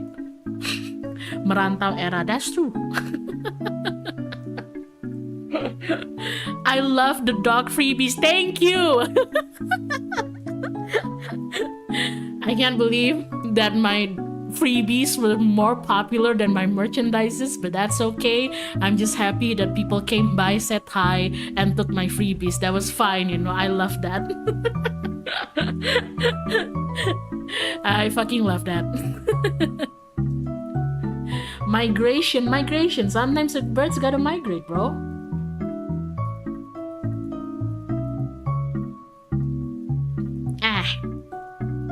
But yeah, I think that's actually all that's been happening. So yeah, difficult time with the family business, but I'm hanging in there. I'm relatively safer now. I have time to do shenanigans like this, I guess. What else? I upgraded my PC, so hallelujah to that. I went to Komifuro. Yippee! Come to Malaysia. I do want to come to and like visit Malaysia, even if it's not for like business purposes. You know the one Southeast Asian country that I do want to go to because I've never been. I want to take a vacation to Thailand. I've never been to Thailand. I think it's gonna be so nice, I've always wanted to go, like try going to Thailand. I think a vacation there would be nice. I want to go to Philippines too. I've never went to the Philippines before. Maybe like I should make like a joint vacation one day once I've saved up enough to go to like Thailand and then Philippines or something like that. Glad you've passed your JoJo Part 5 arc. Thank you. Get Jollibee. That's right. I want to get. I've never tasted Jollibee before. I wanna. Man, if I ever manage to save enough to finally go on vacation and go to Philippines, one of the first things I'm gonna do is I'm gonna eat all the Jollibee that I can. Philippines just goes straight to the beaches. That's not far off from what I'm already doing now. You are missing so much. Oh, I'm sorry. I'm sorry, Edo. I'm sorry for being Indonesian. Oh my. I'm sorry for being Indonesian. I'm sorry, not all of us can be Filipino, okay?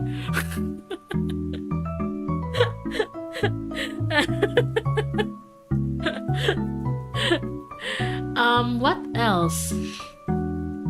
Ooh, I asked my mother if she wanted to go vacation anywhere in specific, so that I could start saving and planning for it someday. And she told me that she actually wants to try going to Japan because she's never been. And I was like, wow, I want to go to Japan.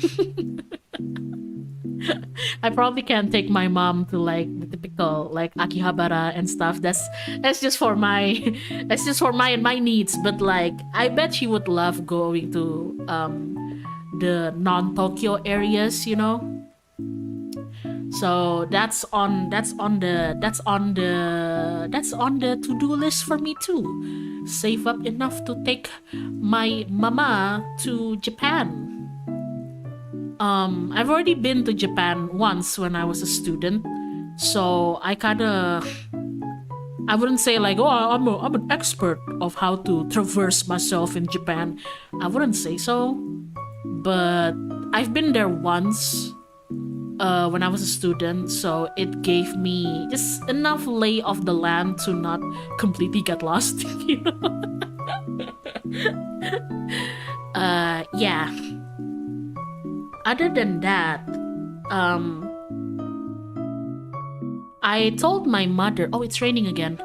I told my mother that after things settle down between me and taking care of the family, I'll slowly start to focus on myself and my dreams and aspirations and career again once I've made sure that my family is well taken care of. I'm not exactly sure what that entails. I'm still taking my time trying to figure out what exactly is I wanna do, you know? Like, do I wanna be a full-time freelance artist? Do I wanna take up like an office job again? Do I I considered going full-time content creating, but I don't think that it suits me for a full-time job. I'm not sure. But one of the things that was offered up to me is that I might also consider like pursuing academics again, you know, like because I wanted to study for like a master's degree. I have a friend who is in Sweden. She lives there with her husband, who is Danish, I think, but they live in Sweden. And she's my high school best friend, and I meet up with her maybe like once a year, you know, because she comes back home to Indonesia and whatnot. And she's been trying to lure me there. She's been trying to lure me to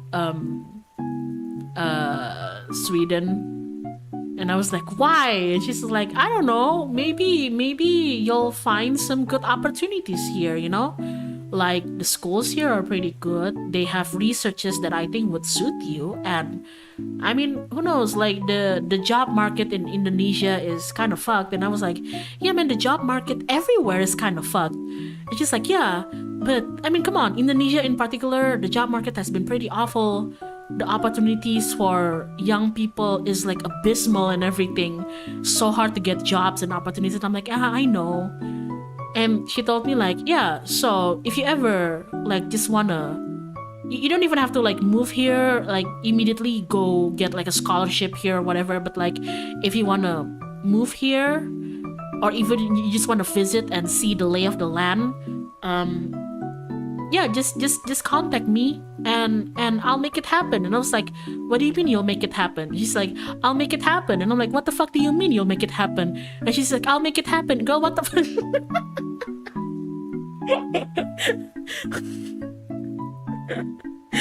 You can't just Don Corleone me, you know? You you can't just godfather me, just like, tell me what you want and I'll make it happen, you know? It's like, what do you mean by that? Just trust her. It's kind of scary. I know she means well, though.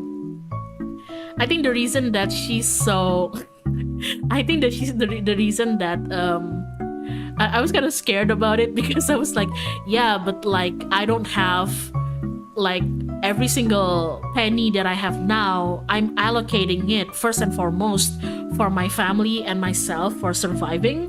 So of course, I'm not in a position yet to be able to afford just going to Sweden on a whim.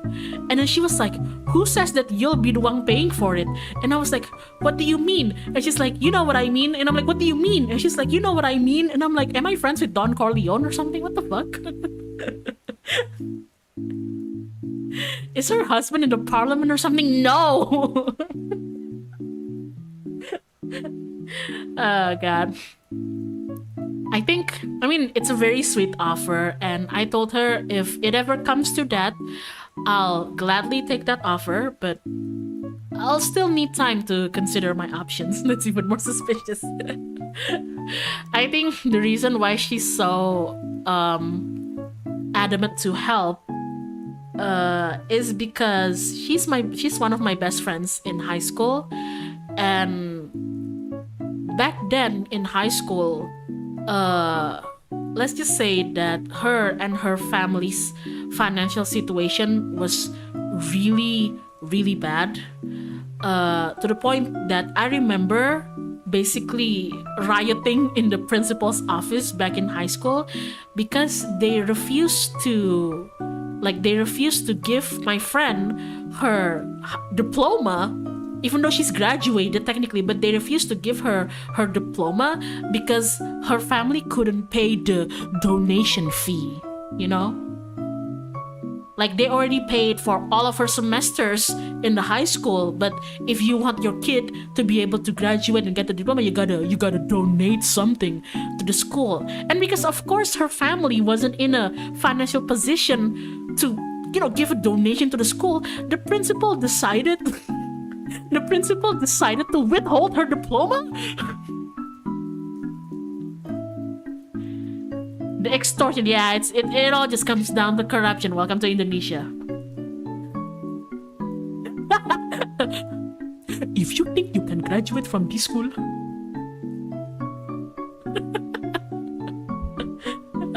God, I hate that so much. And when we were in high school, the gentlest way I could put it is that both of her parents weren't particularly good with money either. So my dear friend really had to struggle for even things like buying a new school bag, you know, like hers were already in tatters simply because her family just don't have the means to afford that. So I always tried my best during high school to, well, me and my friends obviously, like, try to help try and provide her with things that she needed, you know, especially when her diploma was being withheld. Oh boy, I went to the principal's office.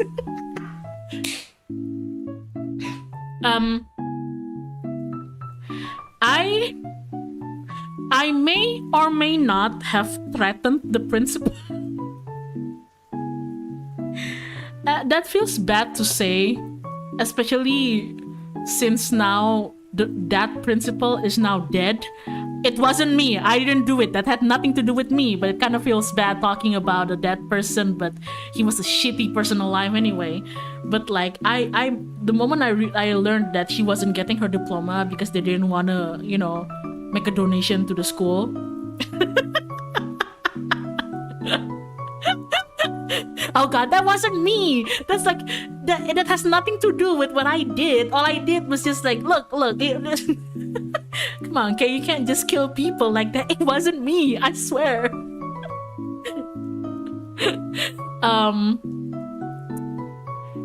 I went to the principal's office, and back in high school, I think I tweeted about this for a bit in my Twitter. Oh, sorry, in my X.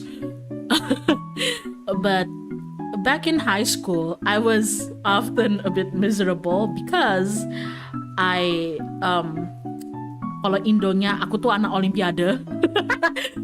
I was a tournament kid back in high school. So I was rarely ever in class. And the reason why I had a bit of a standing in my school was because I contributed a lot of trophies, to my school, because every time I go to tournaments, obviously I'm representing my school, right? So that's why in high school, between me and some of the staff, some of the teacher, I had some sort of leverage, some sort of invisibility. I couldn't go to the classes and everything, but I couldn't go to the classes because I was in my club room training my ass off from 9 in the morning to like 6 p.m. Until the sun was down. Until the crows outside. Well, okay, we didn't have crows, but like, if this was an anime, the sky was already orange. So yeah, I basically sort of threatened my principal, because here's the thing, guys. Sometimes during those tournaments, were you able to take the trophies home, or did the school hold the trophies hostage? Of course they took the trophies hostage, but I get to take the money, so it's pretty good. I get to take the certificate and I get to take the money, but of course the big shiny trophy, they gotta take it away from me and put it in the trophy room. And then, like, here's the thing, here's what I don't like about my school. They didn't actually support me during my like Olympic trainings, during my tournament trainings, It's like I had to go on a tournament arc, but the school didn't really support me like that. But the moment that I like win nationals or something, they're like, oh, that's my kid, that's my KarmicKrow, that's my, move over peasants, that's my karma. And I'm just over here, I was like, who the fuck are you?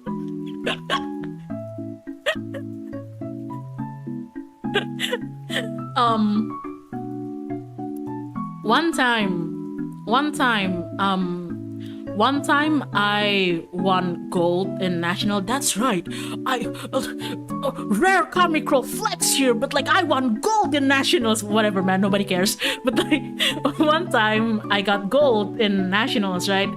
And I was being interviewed for like TV appearances and whatnot.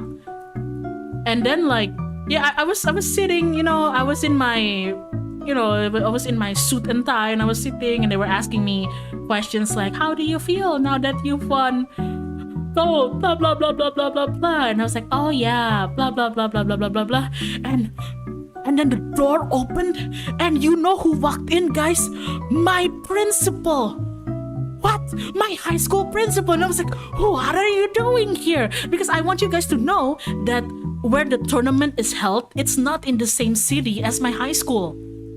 It's in a whole other different province, like, because it's a national grade competition, they change the venue to like different provinces every year.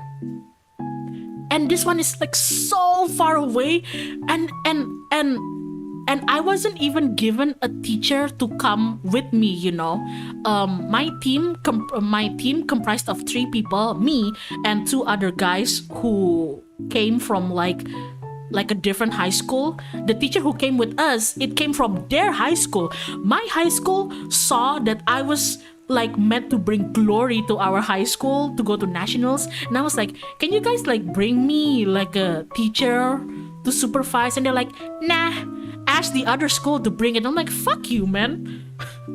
And then when I finally won gold, in comes my principal, my headmaster, and I was like, what are you doing here? what the fuck? And then suddenly he came next to me and he's like, yeah, I'm so proud of Kay. And I'm like, bitch, don't touch me. Exactly, bro. You got it right, Bgrass. He totally did that so that he could reimburse the vacation money. I realized, oh my god, this fucking asshole. He basically, when he realized that I was gonna win this competition, he booked a ticket for a free vacation. Because then he can report to the administration office for the school that the money that he used to go is to accompany a student, you know? He was just looking for a free vacation. This asshole! Oh my god.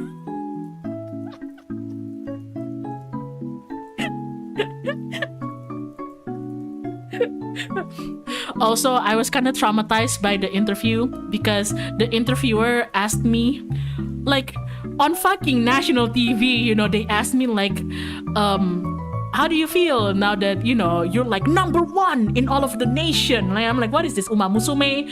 Like, okay, yeah, I'm #1. I've won Arimakinen, you know? It's like, and I told them, like, I feel really happy, I guess. You know, and they're like, are you satisfied with your accolades? And I'm like, yeah, I'm satisfied with my accolades. And then they're like, are you gonna, like, what's next, you know, for KarmicKrow? And I'm like, I don't know. I guess me and my team, we're selected to go to the internationals, so I guess we're gonna go to the internationals after this, you know? And they're like, okay, thank you so much, Miss KarmicKrow. We're gonna post the article later, so make sure you read it. That's all I said. And you know what they wrote in the article? Basically, there's a big fucking picture of me and my team there holding the trophy like a bunch of nerds, you know? And then in the article, they wrote like, Miss KarmicKrow, like member of team blah blah blah blah, informed us that yes, she's very happy with the winning, but she is not satisfied with winning this competition, and she believes that they can still go higher. And I'm like, bitch, I didn't say I wasn't satisfied with this winning. What the fuck? When did I say that? Fuck, you know, fuck. Why'd you twist my word like that? And then, because of that, when I was packing my bag to leave the province, that province of the competition, and I was in a hotel full of other, like, kids who were competing, they were looking at me like, oh, it's Miss KarmicKrow. I heard that you're not even satisfied with winning this, with getting gold, huh? And then I was like, that wasn't me.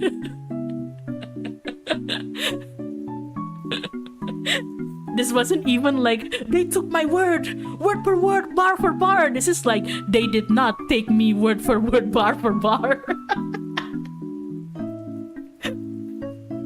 Yeah, everybody was like coming up to me, just like, so I heard that you hate pancakes, son. And I'm like, all I said is that I like waffles. It was bad. God. But yeah, back to the principal. So when I realized that this asshole of a principal was not gonna graduate my friends because her family couldn't afford to pay the donation fee or whatever, I went to the principal's office under the guise of needing his signature for a competition that I'm going to take again. And during in the office, I may or may not have threatened him that I was going to retire from competing if my friend wasn't given her diploma. Yeah, I may or may not have told him that. And then a week later, my friend got her diploma. And I still retired anyway.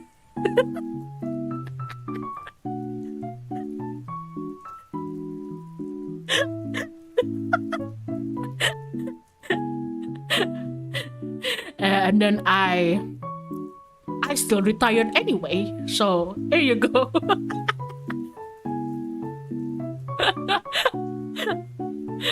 La. Oh man. He was really angry about it because I retired. Actually, everybody was angry at me because I retired, because I was supposed to go to another nationals, and then I was supposed to go to the internationals, and the internationals was being held in South Africa. And then they were like, okay, so you're done with Ari Makinen. Next, you're going to South Africa. And I'm like, whoa, calm down, you know? And then they're like, you shouldn't calm down, you know, if you're gonna try to become a lawyer. And I'm like, who said I wanted to become a lawyer? And they were like, what? And I'm like, yeah.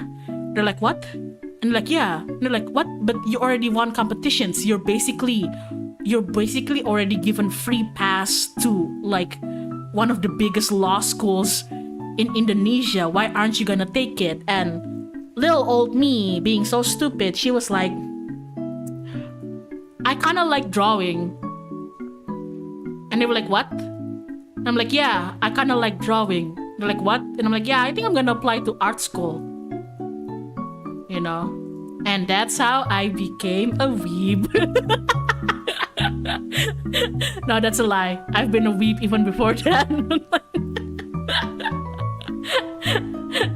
But basically, because everybody was so pissed, even my coach, my Toreno-san, my Toreno-san was very pissed at me for retiring, you know, because I couldn't take the burden anymore.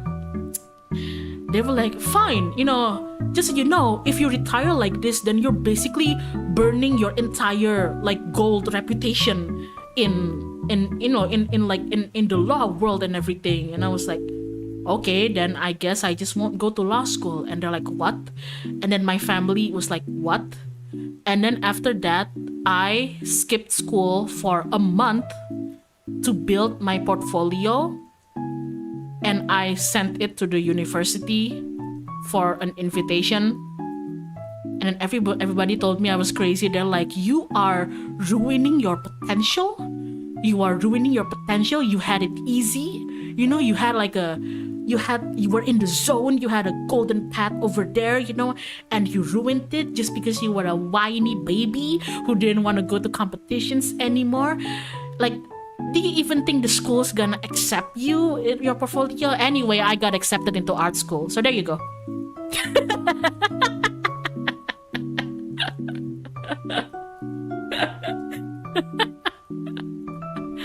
Nothing is impossible.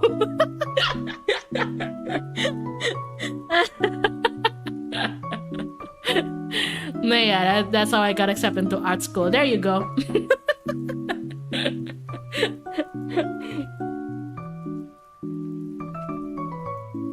But yeah, art school was fun. I really liked going to art school.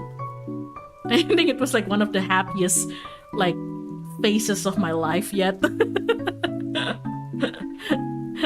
The spite is the best motivator, exactly. But yeah, that's about it. But I think that entire incident is why my friend, the one whom I helped getting her diploma, is so insistent to help me now, because after she got her diploma, she got like scholarships because she's so smart. She is so freaking smart. And I'm so happy to see that someone as smart as her doesn't have to be stuck here somewhere where she's not gonna get appreciated or even given like a fair opportunity. And then she met her now husband and they moved to Sweden. She lives there now and she's doing so much better. And I guess that's why she's been kind of insistent in helping me. Which is very anime of her, you know. She's like, you saved my life, so I'm gonna save you. And I'm like, okay, yeah, but you're kind of scaring me.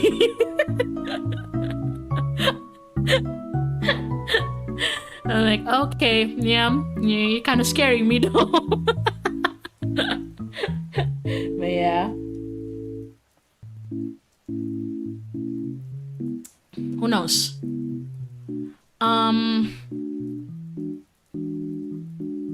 I don't even know what field I want to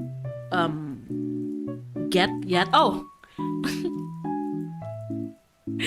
just to add like a funny haha to this entire story, because I burnt down my bridge to law school because I refused to be used as like a mule for competitions like that,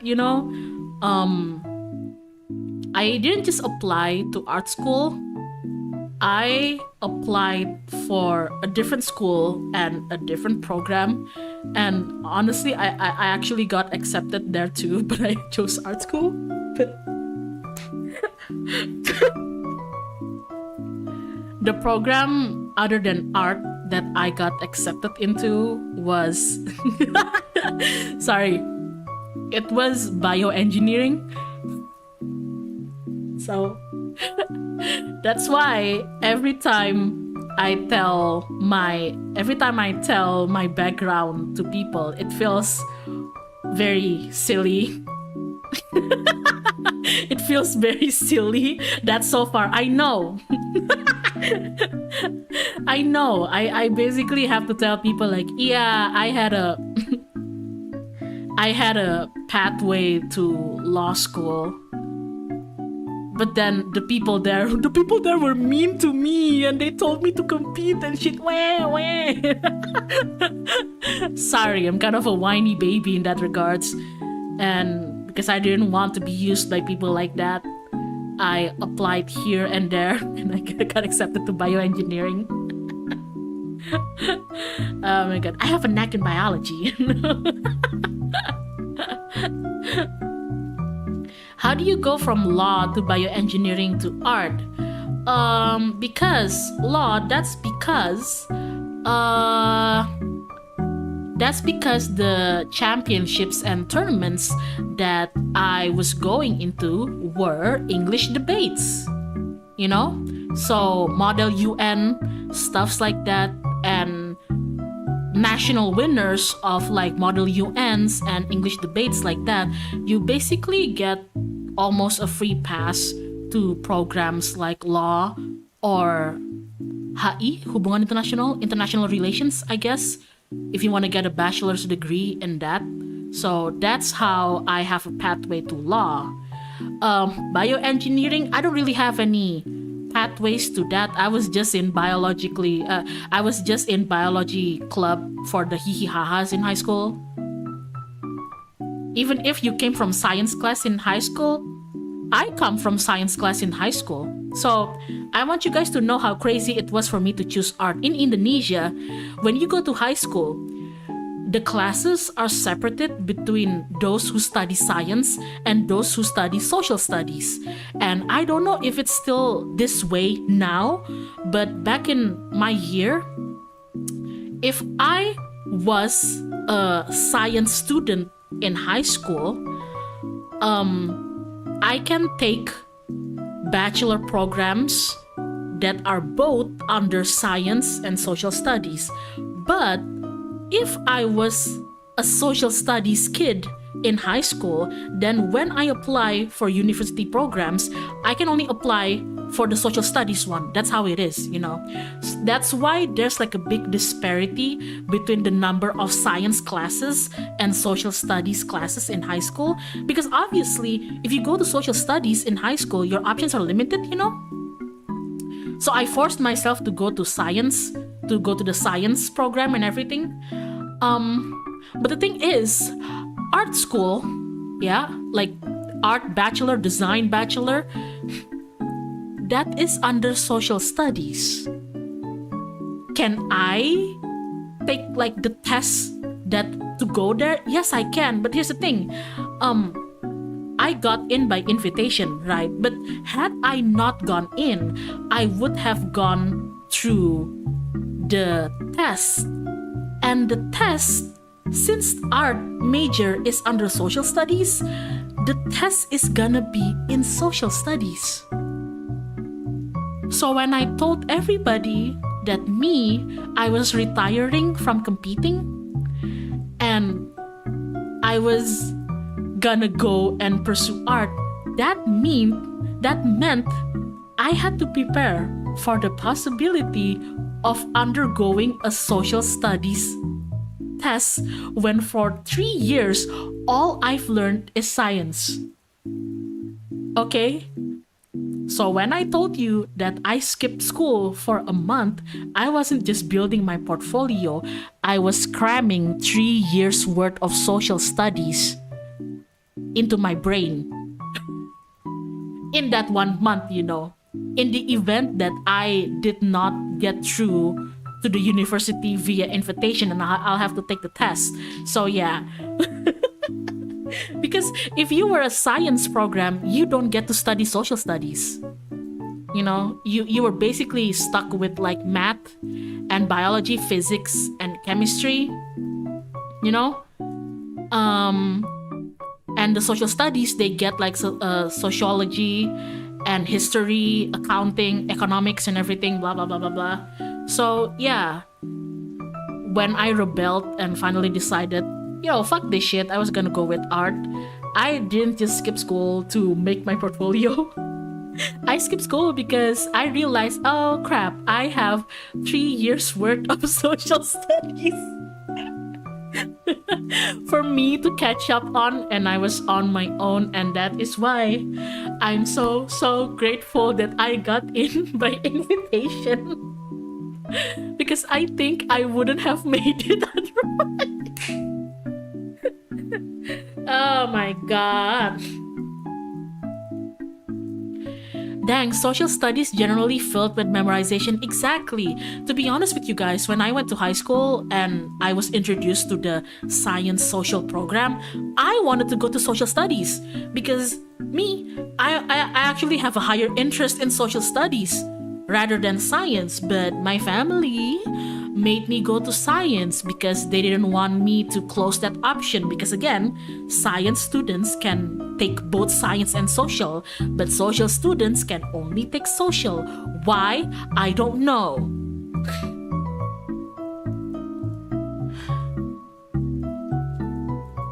Anyway, this elaborate story is just meant to tell you that, in the end, nothing matters because everybody's gonna be a VTuber anyway.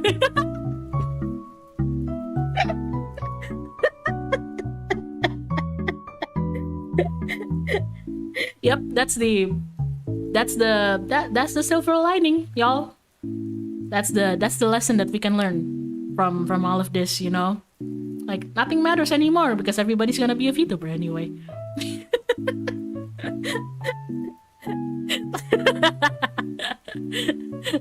Of course, no hate on VTubing at all, but like, Oh man. That's the moral of the story. Did you get passed bioengineering through test or invitation? Invitation! Okay? I'm so fucking lucky and so fucking privileged and grateful that I got all of that via invitation, because I don't think I would have done good in the tests.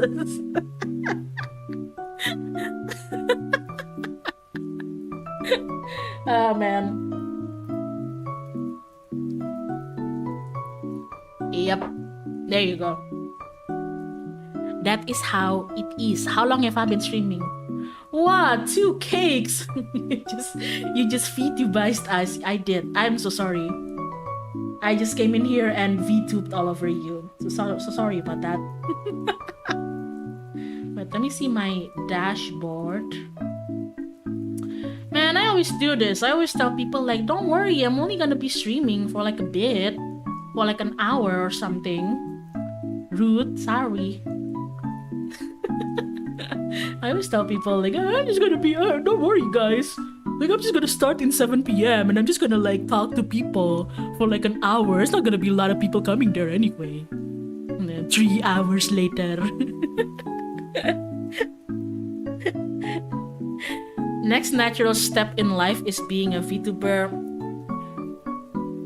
I'm gonna be real honest with you guys.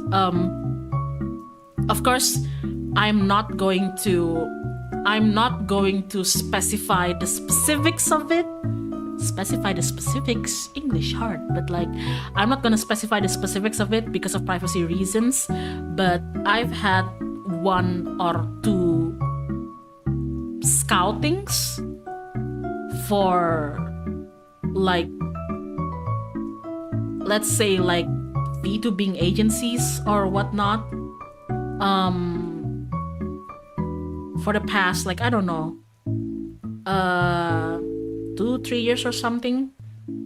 But I've turned it down, mostly because I don't think it's a very wise decision for me to make, to try to go into a path that, you know, if I were to go do something like that, I want to actually take it seriously, because a job is a job, you know, no matter how fun like it might be, like, oh, streaming's so easy. Yeah, I mean, streaming is kind of easy. I sit on my ass, I sit on my fat ass, and I talk in front of a microphone, and like people pay attention for some reason. Even if it's something that is relatively fun or easy or whatever you want to say about it, it's something that I treat completely as a job. And knowing my circumstances back then, I didn't think it was like the wisest decision for me to go take upon that kind of endeavor. So I've had to say no to those kind of offers. Will I ever reconsider in the future? Of course. Like, I don't really close such doors, but every decision that I make now to remain the way I am now with what I have, even if it's just, you know, me, myself, and I doing my own thing, well, I make those decisions with my circumstances in mind, you know, with whatever wisdom I have in mind. And I don't know, like scouting or no scouting, full-time job, no full-time job, as a like full-time job content creating or just hee hee haha content creating, I'm just happy where I am. And after everything that I've gone through for the past year, that's as good as I'll take it for now, you know. The thing is, like, I don't say this with disrespect, you know, quite the opposite, but it's because I have quite a big respect to the industry that is content creating, streaming, and, well, in this case, you know, the niche of VTubing and everything. I really do want to take it seriously if I ever go into something like that, right? And I said no to the offers because I thought it's just, I don't know, it just would be so horrible for me to say yes if I actually knew from the beginning that I couldn't actually dedicate myself to doing it, you know? So, yeah.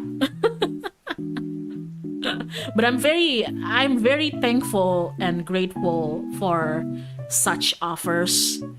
I even had like a few people ask me, like, you know, like, you seem to be quite knowledgeable in like streaming, I guess, or VTubing, if we want to go into that kind of niche.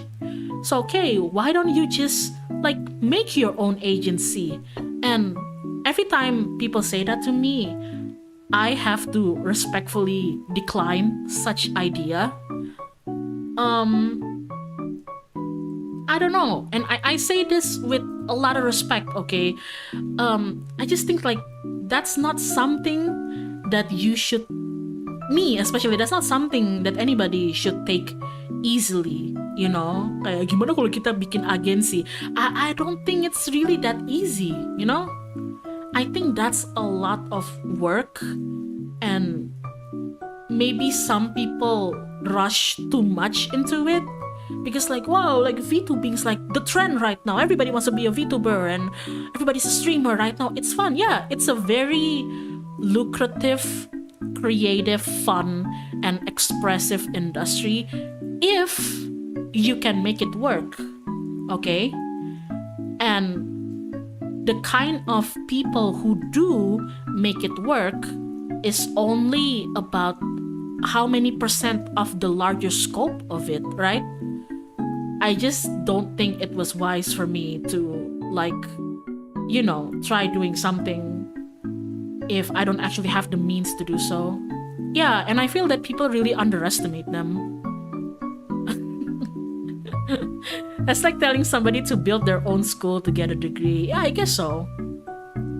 I mean, I to be very frank, I understand what they mean, and I'm very thankful. What they're trying to tell me, I've had people tell me that the reason why they think I maybe would do good working, like, I don't know, as, let's say, like a VTuber manager, or like just like making an agency or whatever, is because they tell me like, oh, you seem quite knowledgeable, but you're also very professional. Maybe you'd do good working, in the backstage. And I'm like, yeah, but I wouldn't. That's one thing. Making a whole agency is another thing. You have to be serious, you have to be committed, you have to have a lot of money. You have to have a lot of money. The fact of the matter is, streaming, content creating, it is an expensive hobby. Okay?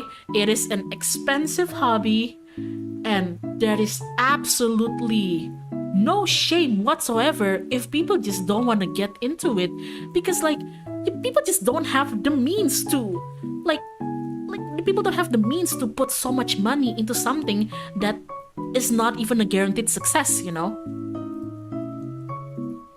That's the fact of the matter for me, I guess.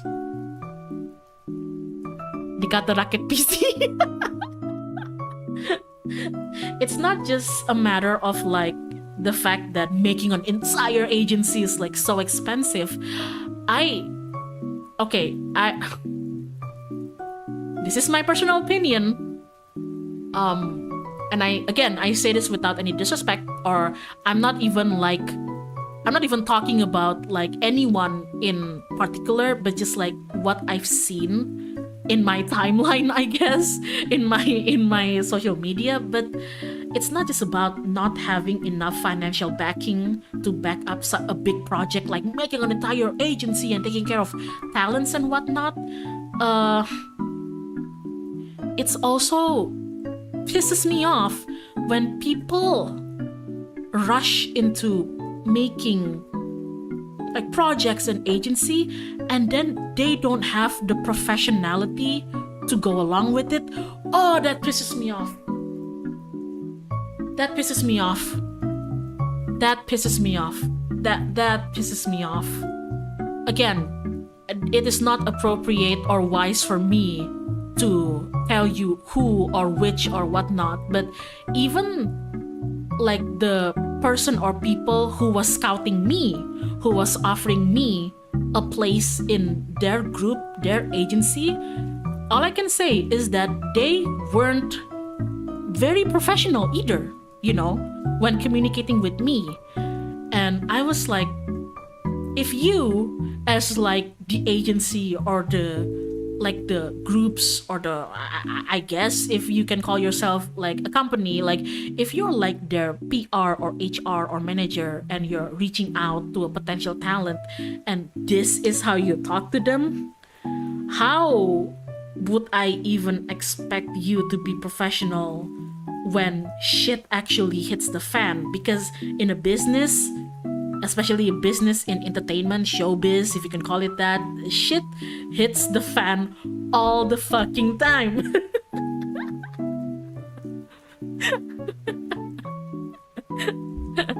It hits the fan all the time. You gotta be professional. You gotta be mature. You gotta be... I said no to one of the reasons why I said no to some of the offers given to me, even though I was very thankful for them, is that I did not quite like how they were communicating with me. Yeah, basically a lot of salesmen making promises and not following through. Yeah, that's why. And this is not to say that I think if anybody here wants to try like making like small groups, circles of VTuber or like streamers, or even just like utaite circles, we like to make covers and everything, there's nothing wrong with that. But you have to do it with some grace. I'm begging you. If you're going to rope other people into these kind of projects, I'm begging you, you have to do it with grace. You have to take it seriously, and you have to be considerate, and you have to take it with grace. Otherwise, what's the fucking point? Yeah.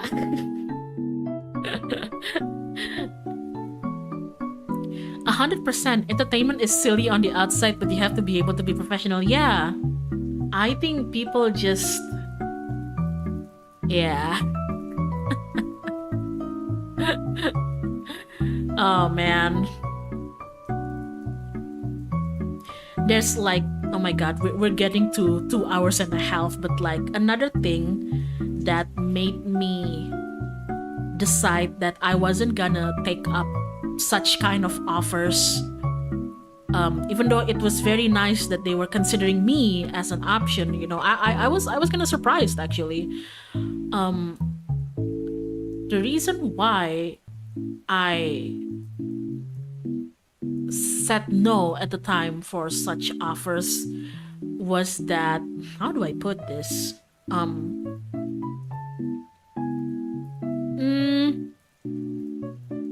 Well, I'm sure most of the people here know that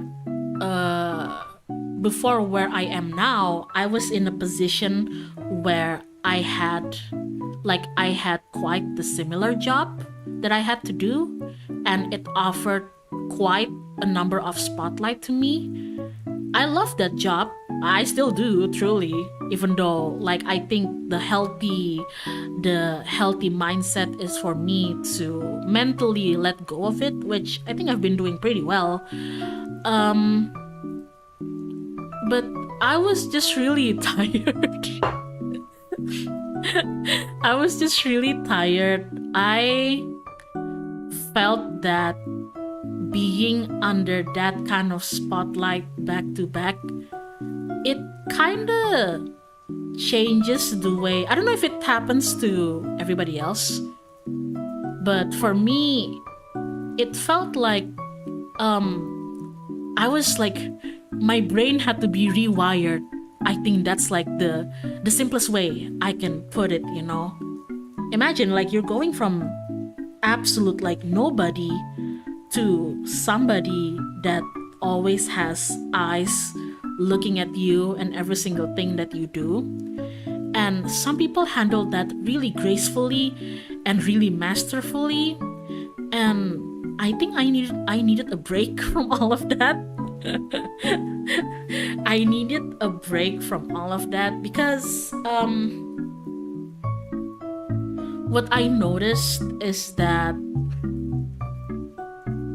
when I was doing it without a break for too long, my brain started looking at things differently and not in a way that I liked. In a sense of, I hated that sometimes I don't even... I hate that my brain was so wired to that occupation that I hate that sometimes I don't see people as people, if you get what I mean.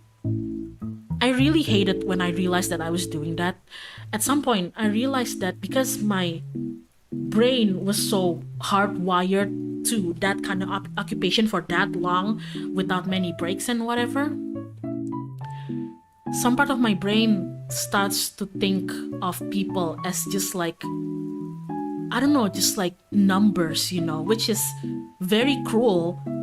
And you start thinking of like friends as like stepping stone and just like, yeah, they're my friend, but like, what is it gonna benefit me and my endeavors if I'm friends with them? Those kind of stuff, you know. Seeing numbers and optics, yeah, it's very scary. And I really didn't like the person that I was becoming. And I guess it wasn't just me, but I also, like, I feel like maybe it's an inevitable change that happens to you if you're under that kind of position. Maybe some people say it's understandable, I guess, but I wasn't happy with how the direction my brain was going. Even though I know that it needs to be like that to survive in that kind of industry. That's why some people might say like it's understandable. I get it. But I think I was very burnt out and I couldn't go on like that anymore. And I just wanted to stop and be nobody and look at the people around me as people and look at myself as people, because it was very tiring to see myself as a commodity and not a person.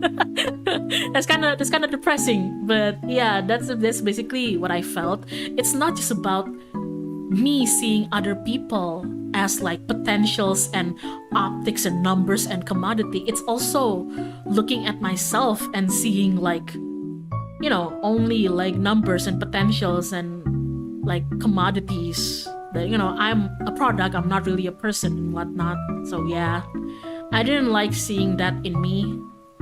I didn't like seeing that in other people too. And I thought that the healthiest thing that I could do for myself was just to stop, Maybe, who knows, like maybe I never really keep doors closed, but like, who knows, maybe I'll change my mind again in the future, and maybe I'll get into a job like that again and I'll be better at it, I'll be tougher, who knows really. But what I know now is that I'm not in a physical or emotional capacity to be going through that all over again. Oh my god, Crow Live, good evening. Yeah, but I have to be honest with you guys. After I quit that job, and I got what I wanted, which was I am just a regular bird again. No cap, guys. I got really depressed. It was very hard. Like, I thought this is what I wanted, so why do I feel so terrible about it? So yeah, I went to sessions with my psychologist. I mean, I go to the psychologist for many other things, but that was including one of it. Because of course, like after hard wiring your brain into thinking that you only have value based on like numbers and how consumable you are, suddenly stopping and going back to square one and like having to start everything from zero again, that was a big slap in the face. That was really depressing. That wasn't a fun time. I cried a lot to my friends, and I felt terrible because like I was like, but isn't this what I wanted, Yeah, I was basically going through like withdrawals in my brain. A talking crow, god dang, hello, welcome to the stream. But yeah, but I'm glad that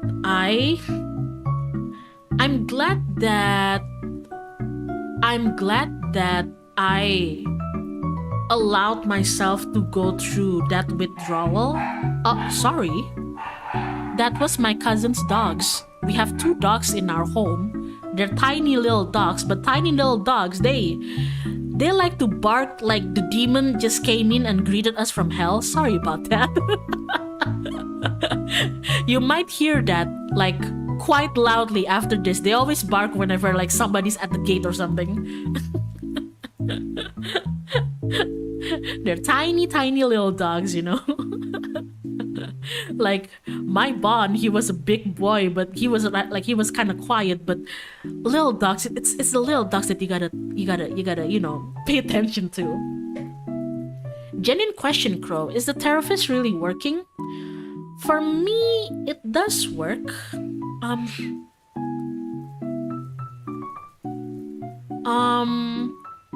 For me, well, it's quite a sensitive subject in the terms of I don't mind that you ask me that, but in the terms of what I go through in my, like, let's say with my psychologist or my therapist, it may not necessarily be the same things that you or anybody do or will go through with yours, you know. But for me, it's been helping. It's been helping me a lot.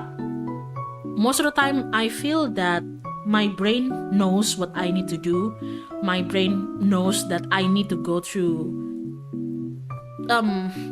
unpleasant phases, because unpleasant and uncomfortableness means that I'm growing, and growing is good. But sometimes I just need an objective opinion, a professional opinion. I just need some space to discuss things and to do it not with friends and family. So, yeah. Are they Pomeranians? Perhaps. Yeah, they're both Pomeranian mix. My cousins have two little dogs, and they're both half Pomeranians. So you can imagine how loud they are. But yeah, it was kind of embarrassing. I don't know if my friends are still listening to this chat, but thank you, friends, for letting Kay cry after she quit her job.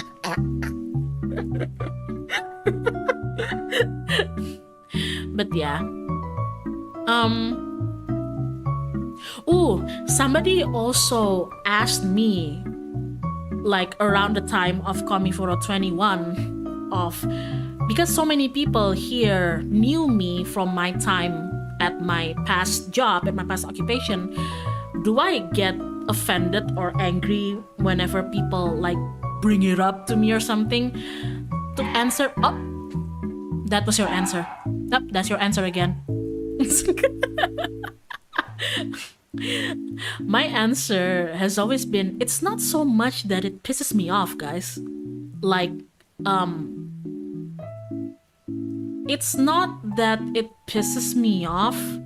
I just think that there's a certain time and space to talk about like me or my experiences there. Maybe like right now, somewhere that I can control, you know. It's not that I'm angry, it's just sometimes it gets tiring if that's the only thing that people ever bring up to me, you know? That's the best way I can put it. Because, like, I have a lot of respect for my past self, and I have a lot of respect for my experiences there. And it's not within me to dishonor those experiences because they made me who I am now. But I guess it's just not that comfortable for me if it gets brought up like all the damn time. I think that's all I feel about it, you know. And I'm not really offended if people tell me like, oh, I know you from blah blah blah blah blah, but like they don't know me beyond that. I don't have a problem with that. That's completely understandable. Like if your first introductory to me as a person was from that occupation, that's fine. That's completely understandable, you know. But like, yeah, I just don't really get comfortable if people come to me, approach me, and like asked for like the nitty gritty of the like, oh, you know what it actually happened there and everything. I'm like, bro, like it's been how many years? I'm kind of over it.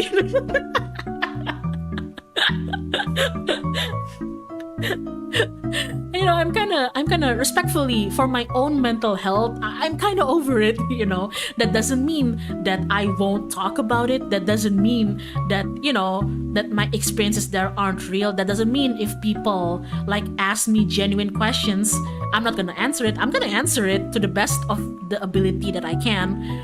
But like, I'm just kind of over it. You know. Oh man. Yeah. But yeah. Some people also told me that it was quite insightful. I've had people tell me that even if I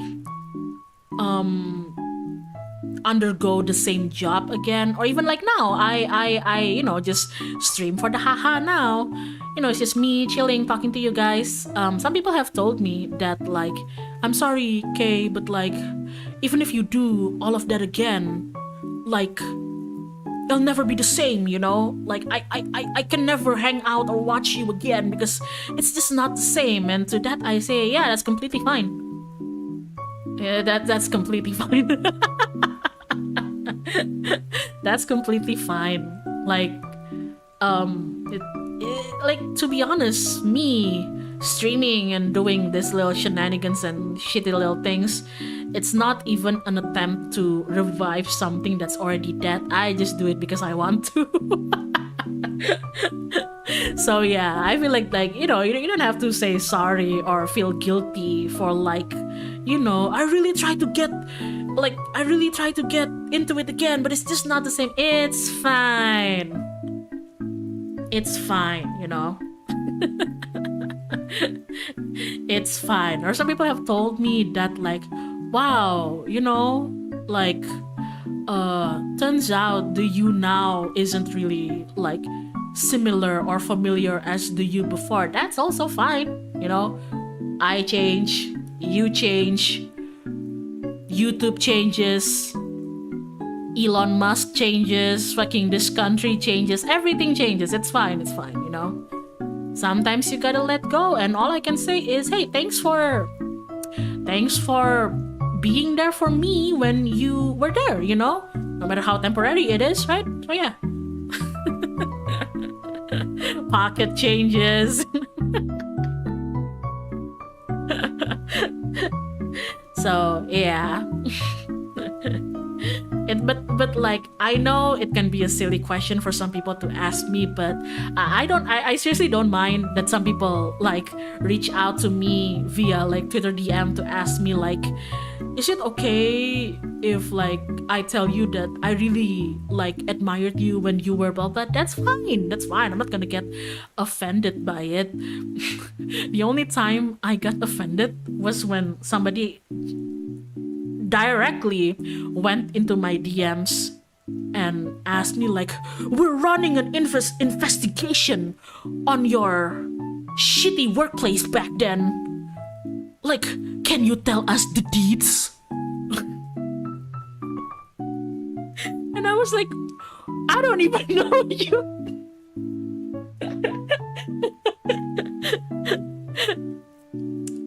I was like, my brother, I don't even know you. Why the hell would I know you? And I was like, okay, then even if I had the audacity to tell you all of that, like what are you gonna do with that information,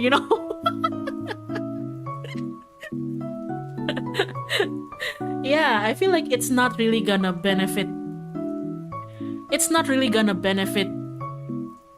me or anybody, And when I said that, those kind of people were like, yeah, but don't you feel that you were like abused or violated by your workplace?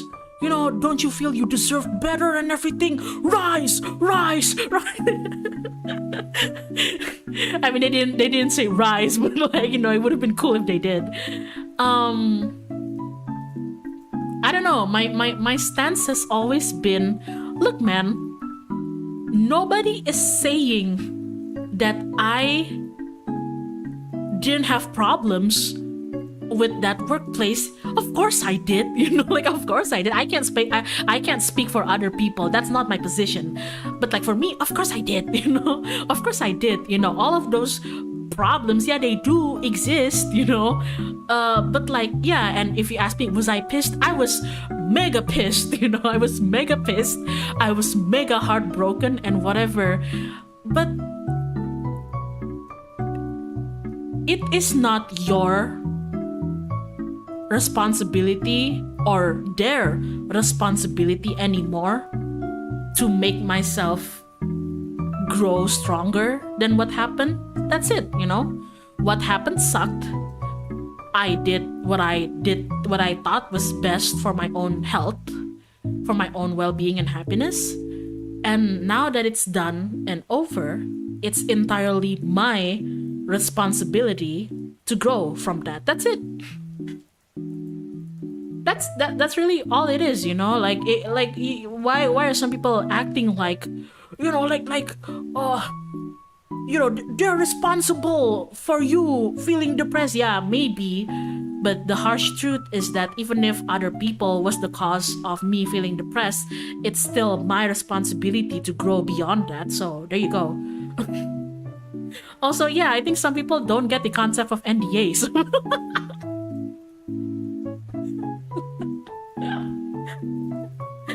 It's not even like half of it is about the morality of it. Like they're not even, I'm not even associated with them anymore like that, you know. The other is just like, bro, it's NDA.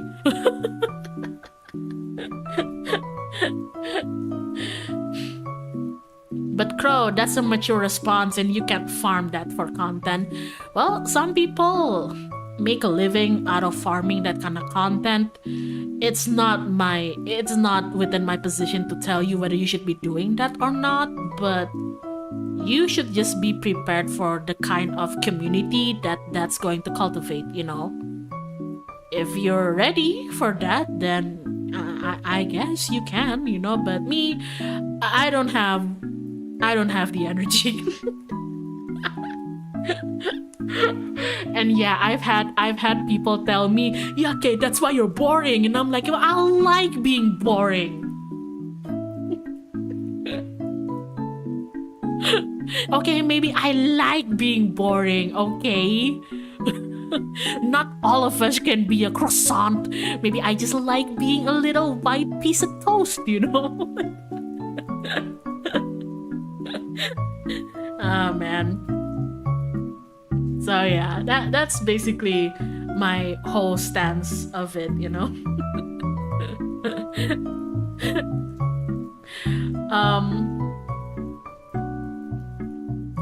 Oh, I will. Well, I don't know if those people are here in the chat, maybe, but like, there were also the type of people, especially during KarmicKrow or like any in real life events where you get to see me physically. I guess some people want some reaction out of me. Maybe they think that if they bring up things that are in relation to my previous occupation, that I'm gonna squirm or something, you know? Because we had a few people who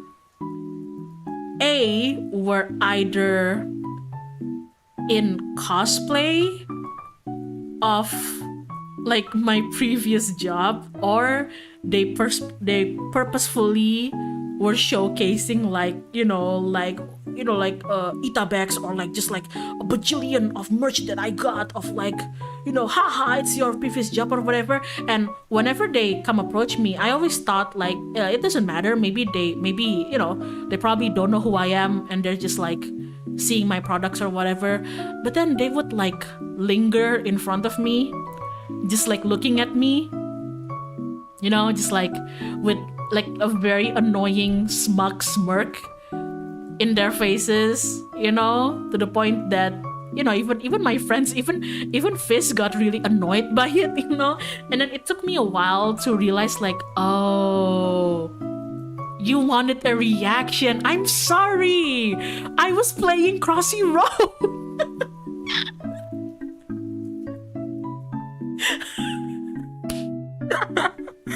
Oh, you wanted a reaction. You wanted me to squirm or something. I'm sorry, I was playing Crossy Road. Oh my god. I'm so sorry. I did not pay attention to you.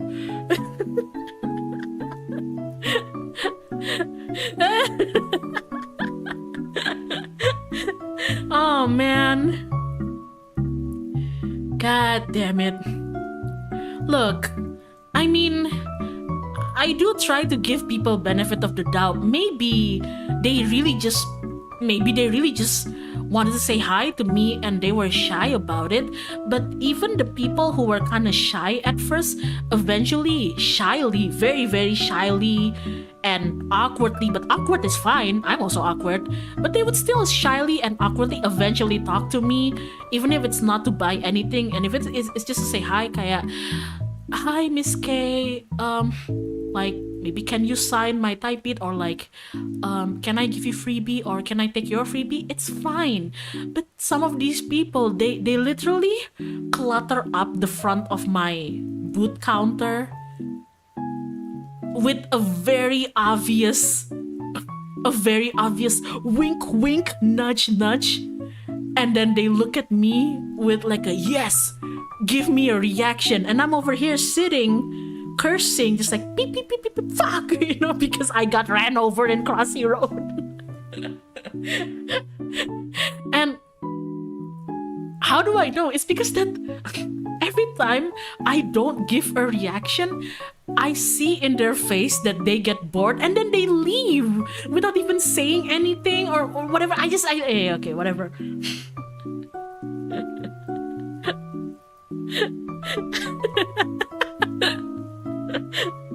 You wanna get my attention? Who are you? Cross your road? Yeah. Oh, like... Yeah, man. Sometimes, like, I try to be understanding of why people do that, but I'm sorry, you know, sometimes it just doesn't work out like that. I'm sorry, I'm kind of too Crossy Road pilled right now. How dare you not react to my rage bait? I thought they'd have a stare competition with Fish. They did! God bless Fish. Because he would be the one, because I was too Crossy Road pilled, just like sitting in my chair like beep, beep, beep, beep, beep. He would be the one who'd finally get up and go to them and, you know, with his like scary deadpan voice and dead glare, he would ask them like, can I help you, sir? You know? Dia bakal ke situ, dia bakal ngomong kayak, ada yang bisa dibantu? And I would be behind him just like, ooh, you know, uh-oh. It's like, oh, he's angry.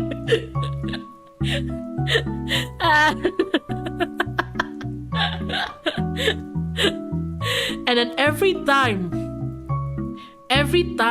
that it's like Fizz who comes to them and just like ask them sternly like, can I help you? Like, do you need anything? Can I help you? Are you looking for something? That's when they get nervous and they're like, oh no, you know, and then they leave.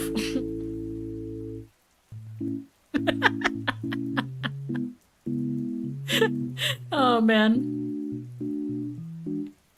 On the bright side, I've had people who really liked my stupid freebie dog stickers during Komifuro. Like, a few of them came to me and they were like, oh, like, miss, I'm sorry, but like, is it fine if I go over here just to get your freebies even if I'm not buying? And I'm like, yeah, that's completely fine, go take it. Like, yeah, that's fine, you can go take it. And then they're like, yeah, I love this. Like, oh my god, this is so stupid. This is like toilet humor. This is garbage humor, but it's so funny, you know? Like, if KarmicKrow comes back, you know, like if Miss KarmicKrow is around, you tell her, oh my god, she's so funny that I want to smack her sometimes. And I'd be like, but I'm KarmicKrow.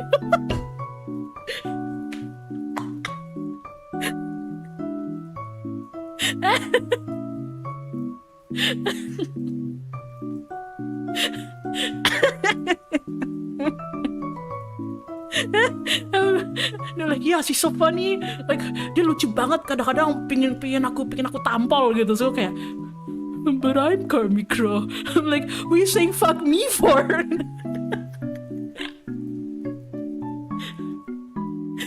And I was like, so are you gonna smack me? And then they were like, oh no, I'm sorry, I didn't mean that. Okay.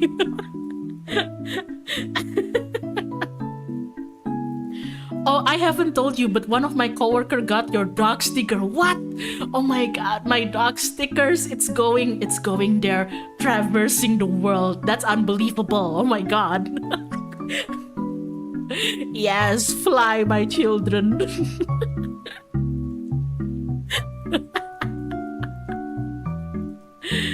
Oh my god, yeah.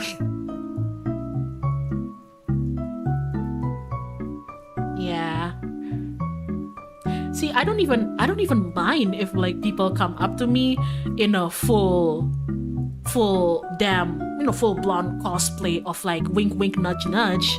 I've had people do that, they come up to my table or to me with a full cosplay of wink wink nudge nudge, like a ooh, and they looked nervous, but they eventually just politely talked to me and asked for merch or freebies or whatever.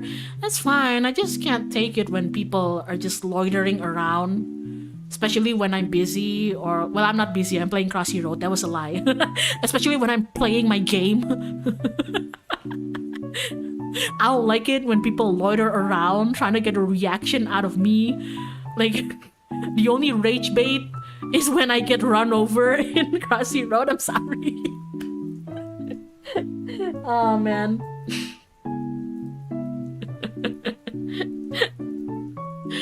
Yeah, but yeah. Ooh, there was there was an incident, but this was before I quit my job, like before I resigned from that job. But when I was still working that job, I had to travel between cities, and I took like a travel bus, and oh god, every time I tell this story to my friends, they always laugh at me. I know it was kind of pathetic, but like the bus was kind of packed, and so I sat on the bus next to this person, a stranger. It's fine, whatever, like as long as I don't squeeze into you, you don't squeeze into me. Completely fine. But then I saw their bag, and their bag had a keychain of, their bag had a keychain of wink wink nudge nudge. And when I saw that, my stomach dropped. So for the entirety of that 3-hour bus drive, I did not say a word. I did not say a single word, even when the bus staff was telling me like, oh miss, like we're gonna pull up in a bus stop, in a rest area, feel free to go to the bathroom if you want. I couldn't even speak. I just told them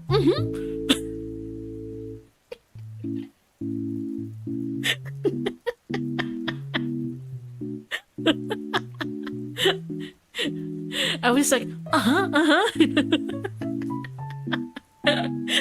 became like a Minecraft villager.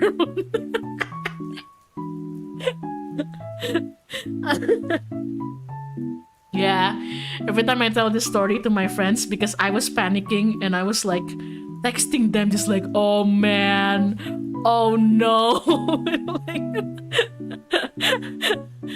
I mean, I don't hate the person at all. He didn't do anything wrong. It was just a very funny coincidence, and especially it happened before I quit the job, so I was like, oh. Do you actively change your pitch also? No, I just didn't speak. But speaking...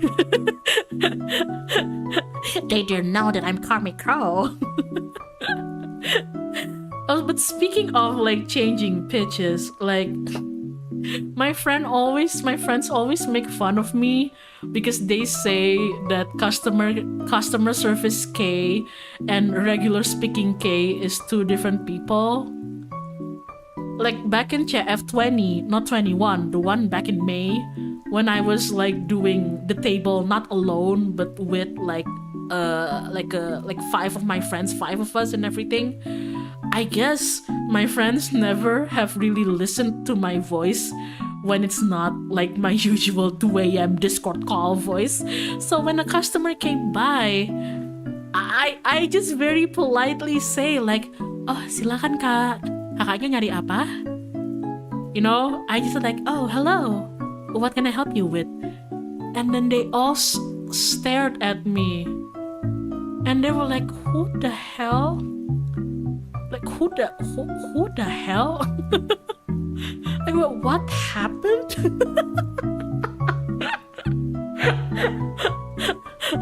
What happened? And I'm like, what? And I'm like, why are you all being so sweet and sugary and nice now? Where the hell is Kay? And I'm like, Kay's right here. Oh my god. My friend said that I talked to you and I didn't realize maybe if you came by to my table during CF 20 in May, especially if you pre-ordered Wal Herrick's merch and you came by our table to pick it up and he wasn't there, but there was a woman who was like helping you get the pre-orders, that was me. So yeah, maybe you talked to me and you didn't realize, but that just goes to show that, you know, I think that even my voice when I'm not using like microphones, or I guess my haha hee streaming shit, maybe it is different, I don't know.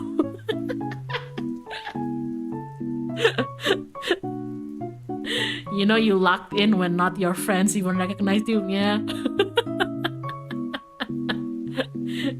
Exactly, I pre-ordered. Oh, then yeah, you probably talked to me. It was me. I was the one helping people, so yeah, but it's fine, you know, like sometimes I feel bad when I mean, it's kind of cute, but like sometimes I feel bad when people want to talk to me in like those kind of events, but I can tell that they're really nervous. But when I approach them to try and break the ice, you know, it's like with my initiative, like, oh, they're very nervous. Maybe I should try going over there and saying hi first.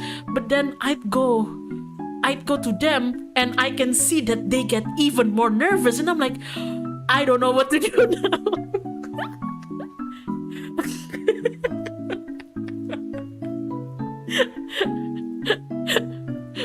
I'm sorry. Like, should I just leave you alone then? I'm really, really sorry. Yeah. Oh, Gummy Bear, thank you. Let me read this. Gummy Bear, terima kasih. Hello, Miss K. So happy to hear your voice and laugh again. May 2026 filled with blessings for you. Thank you. Thank you so much. May 2026 be incredibly kinder, not just to me, but to everybody here, because good Lord, we need it. Oh my goodness.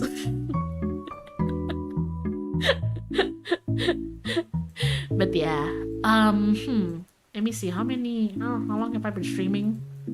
Ooh. Okay. It's been 3 hours. I need to eat dinner. I need to eat dinner. I kind of want to do like I want to play something on stream just for the hee hee ha ha. I bought quite a lot of games in the Steam winter sales. You haven't? I ate before I stream, but I'm hungry again now. Turns out that talking makes me hungry. I don't know. But like, I want to eat again after I'm done here. It's been 3 hours, so I'll end it after this. But I want to play something on stream after this. I bought a few games. I haven't played Dispatch, but I've seen a lot of people pick up the game, so there's that. Aside from Dispatch, there's also the blueprints. But oh, I bought Duck Detective from the winter sales. It felt so appropriate because it had mystery. And it has a duck. Oh, Jan Jalopi, thank you! Thank you so much! Oh my goodness. Y'all can't be real. You guys can't seriously hear me say like, I'm gonna end the stream, and you're like, oh, opens my wallet, you know. Here, you know, have $20. Oh my god. Yeah, I also got Hades 2. I got Duck Detective. I got a game called Arctic Egg. Again, going with the bird theme. You're just gonna have to go. You're just gonna have to deal with it. Okay, I'm a bird. What can I say? What else? Yeah, I think Dispatch was made by a few of the people who also worked in Telltale. It's very difficult for me to say the name, but you know, the people who made The Wolf Among Us and The Walking Dead, the game. So I can already imagine the kind of game it's gonna be, you know. When will you stream again? Either tomorrow or the day after. I'm experimenting something right now, guys, and that's like I'm trying to find a certain balance between doing hee hee ha ha streams like this and also posting art in my Twitter, especially because I don't know, I've been trying to experiment a bit with my like social media algorithm and whatever. I want to see if there's like any growth or changes that I notice if I can like post art, doodle, whatever, a little bit more consistently, you know. But at the same time, I also want to stream, maybe not daily, but like somewhat consistently, you know. So I think the middle ground that I can take is that some days I'm just gonna draw, you know, some days I'm just gonna tweet, and some days when there's time for it, I'm gonna stream. That's why I say that like I don't think I'm in a position to make this thing like a full-time thing or like a full-time career thing or whatever for now. And I'm not in a position to make promises to people that, yeah, I'm gonna stream every fucking day, yeah, you know, okay, yeah, so. Oh, God. The Twitter new edit feature sucks. It does suck. It sucks so much. I do not like the new Twitter edit post. It's not just about, like, artists, but also, I don't feel like it's a good thing for people, because then let's say if you post a picture of yourself or your family or anything, then anybody can just edit it and turn it into misinformation, you know. So yeah, I don't think that was a good move. Yeah, but then again, when does Mr. Musk ever do anything that's like a good move these days? Sorry. Dang, it's here. Terima kasih untuk feathernya. Welcome back, funny bird lady. Also, just realized I finished college while you were away. Way! Congratulations! Congratulations. Selamat! The suffering is over. Nah, I'm kidding. You're still gonna suffer after this, but like, you know. I'm sorry. You get what I mean. Congratulations. Wait, that's what it is? Gross. It is kind of gross. Ah, man. By the way, do you have other accounts on other platform? I do. Obviously I have a Blue Sky, but I haven't really been using it much, mostly because I forget. Sorry. My attention span kinda bad if it's not Crossy Road. But I'm trying to be more disciplined in a way of, I want to see what happens if every time I post on Twitter, I also post the same thing on Blue Sky. just to see like what happens there, because I'm not very active there. And also, I actually do have an Instagram, but it's locked and empty right now because I haven't done anything with it. So I think I'm going to like unprivate and publicize my Instagram account. And I'm gonna do the same thing, which is like every time I make something, art, doodle, whatever, I'm just gonna like post it in all three platform, and I kind of want to see what the differences are because it's been years since I've used Instagram. I'm back. That was a long ass poop, my guy. Did you fall into the toilet or something? Lama amat beraknya. Iya nih si Mamat, lama amat beraknya. What the hell, Fizz? Yeah. To be honest, the reason why I've always stuck with Twitter, it's because most of the time I just forget that I have other platforms. That's really it, okay? but with the algorithm being so crazy, and because of my own curiosity, I think I need to be a bit more disciplined with myself and just try, at the very least for science, at the very least just for my own like knowledge, see like what's the difference between like how things are received in Instagram or in like Twitter or in like Blue Sky. So yeah. I'm back, bitch. Oh my god, don't call them bitch. You see what I have to go through with every day, guys. My friends are so mean to me.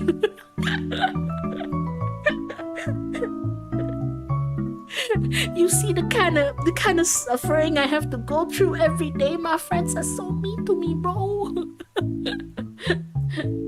I hope more people migrate to Blue Sky. Me too, but I think like the kind of growth or reach that you can get in Blue Sky isn't to the level of Twitter yet, so that definitely might discourage people. Girl's so dramatic, shut up. I think that definitely can discourage people because right now I haven't opened like public commissions, but I do get art commissions from like private connections and people contacting me directly. And most of the time I get my marketing and my clients from Twitter. So like if people already have their livelihood on Twitter, having to move to a different platform and like start from zero, especially if the platform has like a different algorithm than what you're used to, and especially if the growth isn't as exponential, if you want to say that, it's tough. But at the same time, the platform that you're used to, Twitter, suddenly adds a feature where people can just ask Grok to edit any pictures that you post. That's right, dog. I don't know if you heard the dog barking, but yeah. That's right, dog. Even the dog agrees with me. But yeah. In the end, I think if you're considering to migrate from Twitter to Blue Sky, it's definitely possible to get like your reach back, but maybe you need to put more work into it than like we did on Twitter or whatnot. Wait, Grok has that feature now? Yeah, if you open Twitter on the PC website, not on mobile, and anybody who posts any image, if you hover over that image, this in the right corner, you're gonna have an option called edit image, and you can edit their image. Isn't that fun? Isn't that fun and incredibly consensual? Give it up for Elon Musk, everybody! Feels illegal. I don't know. I feel like it is illegal because how is that? I don't fucking know, man. I don't fucking know. Gronk, how big is my balls?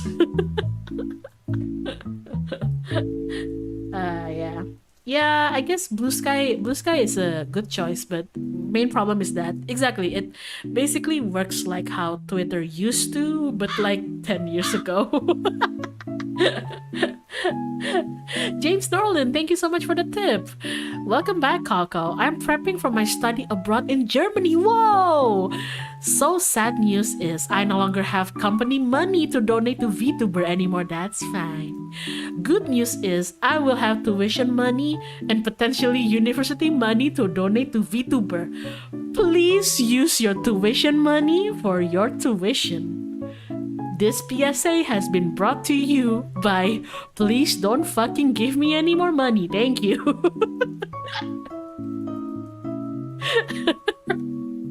Is the company money guy? Is that what we're calling him now? Bruh.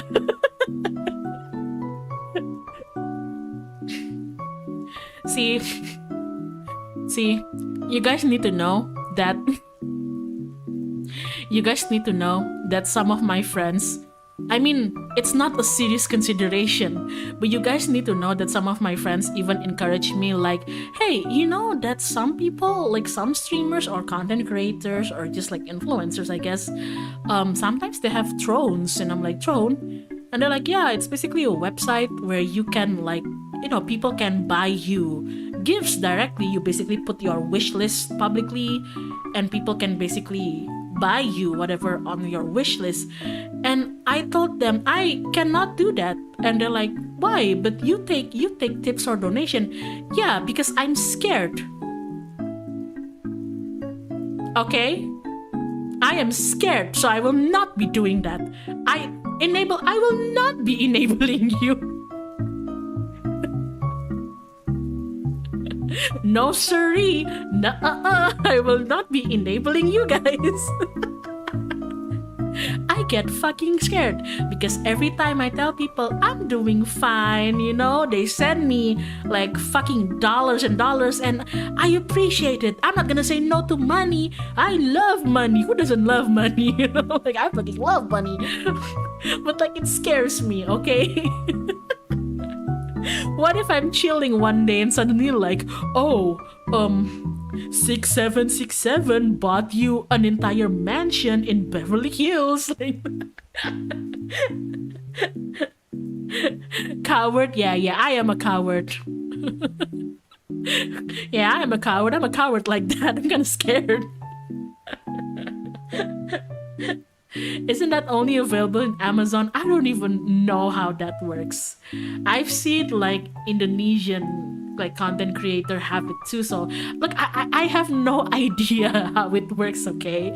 And I'm too scared to try it out. So yeah, no thank you. Honestly, you guys coming here and like listening to me yap, or just like listening to me yap is already like, it already makes me have so much happy. So yeah, it's fine.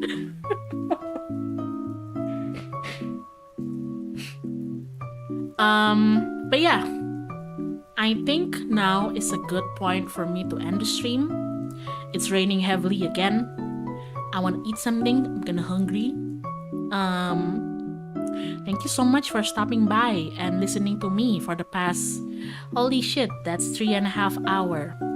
Why does this keep happening? I told my friends I was gonna stream for 1 hour. I told my mom I was just gonna stream for 1 hour. She's probably wondering why I haven't come down and like drink my milk or something. But yeah, thank you. Oh, there goes the dog again. Sorry about that. But yeah, thank you so much for stopping by. Can you let me say goodbye to my chat dog? Oh my god, so rude. Thank you so. Why does he keep interrupting me? Thank you so much for stopping by.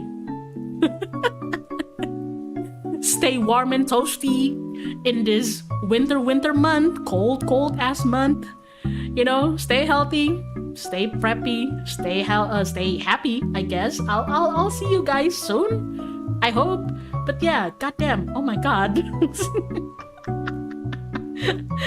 Where the hell is my BGM? Ah, there it is. Okay. Thanks for stopping by, everybody. Wow, you guys listened to me yap for 3 hours. Thank you so much. I owe you guys. Goodbye. Mwah, mwah, mwah, mwah, mwah, mwah, mwah.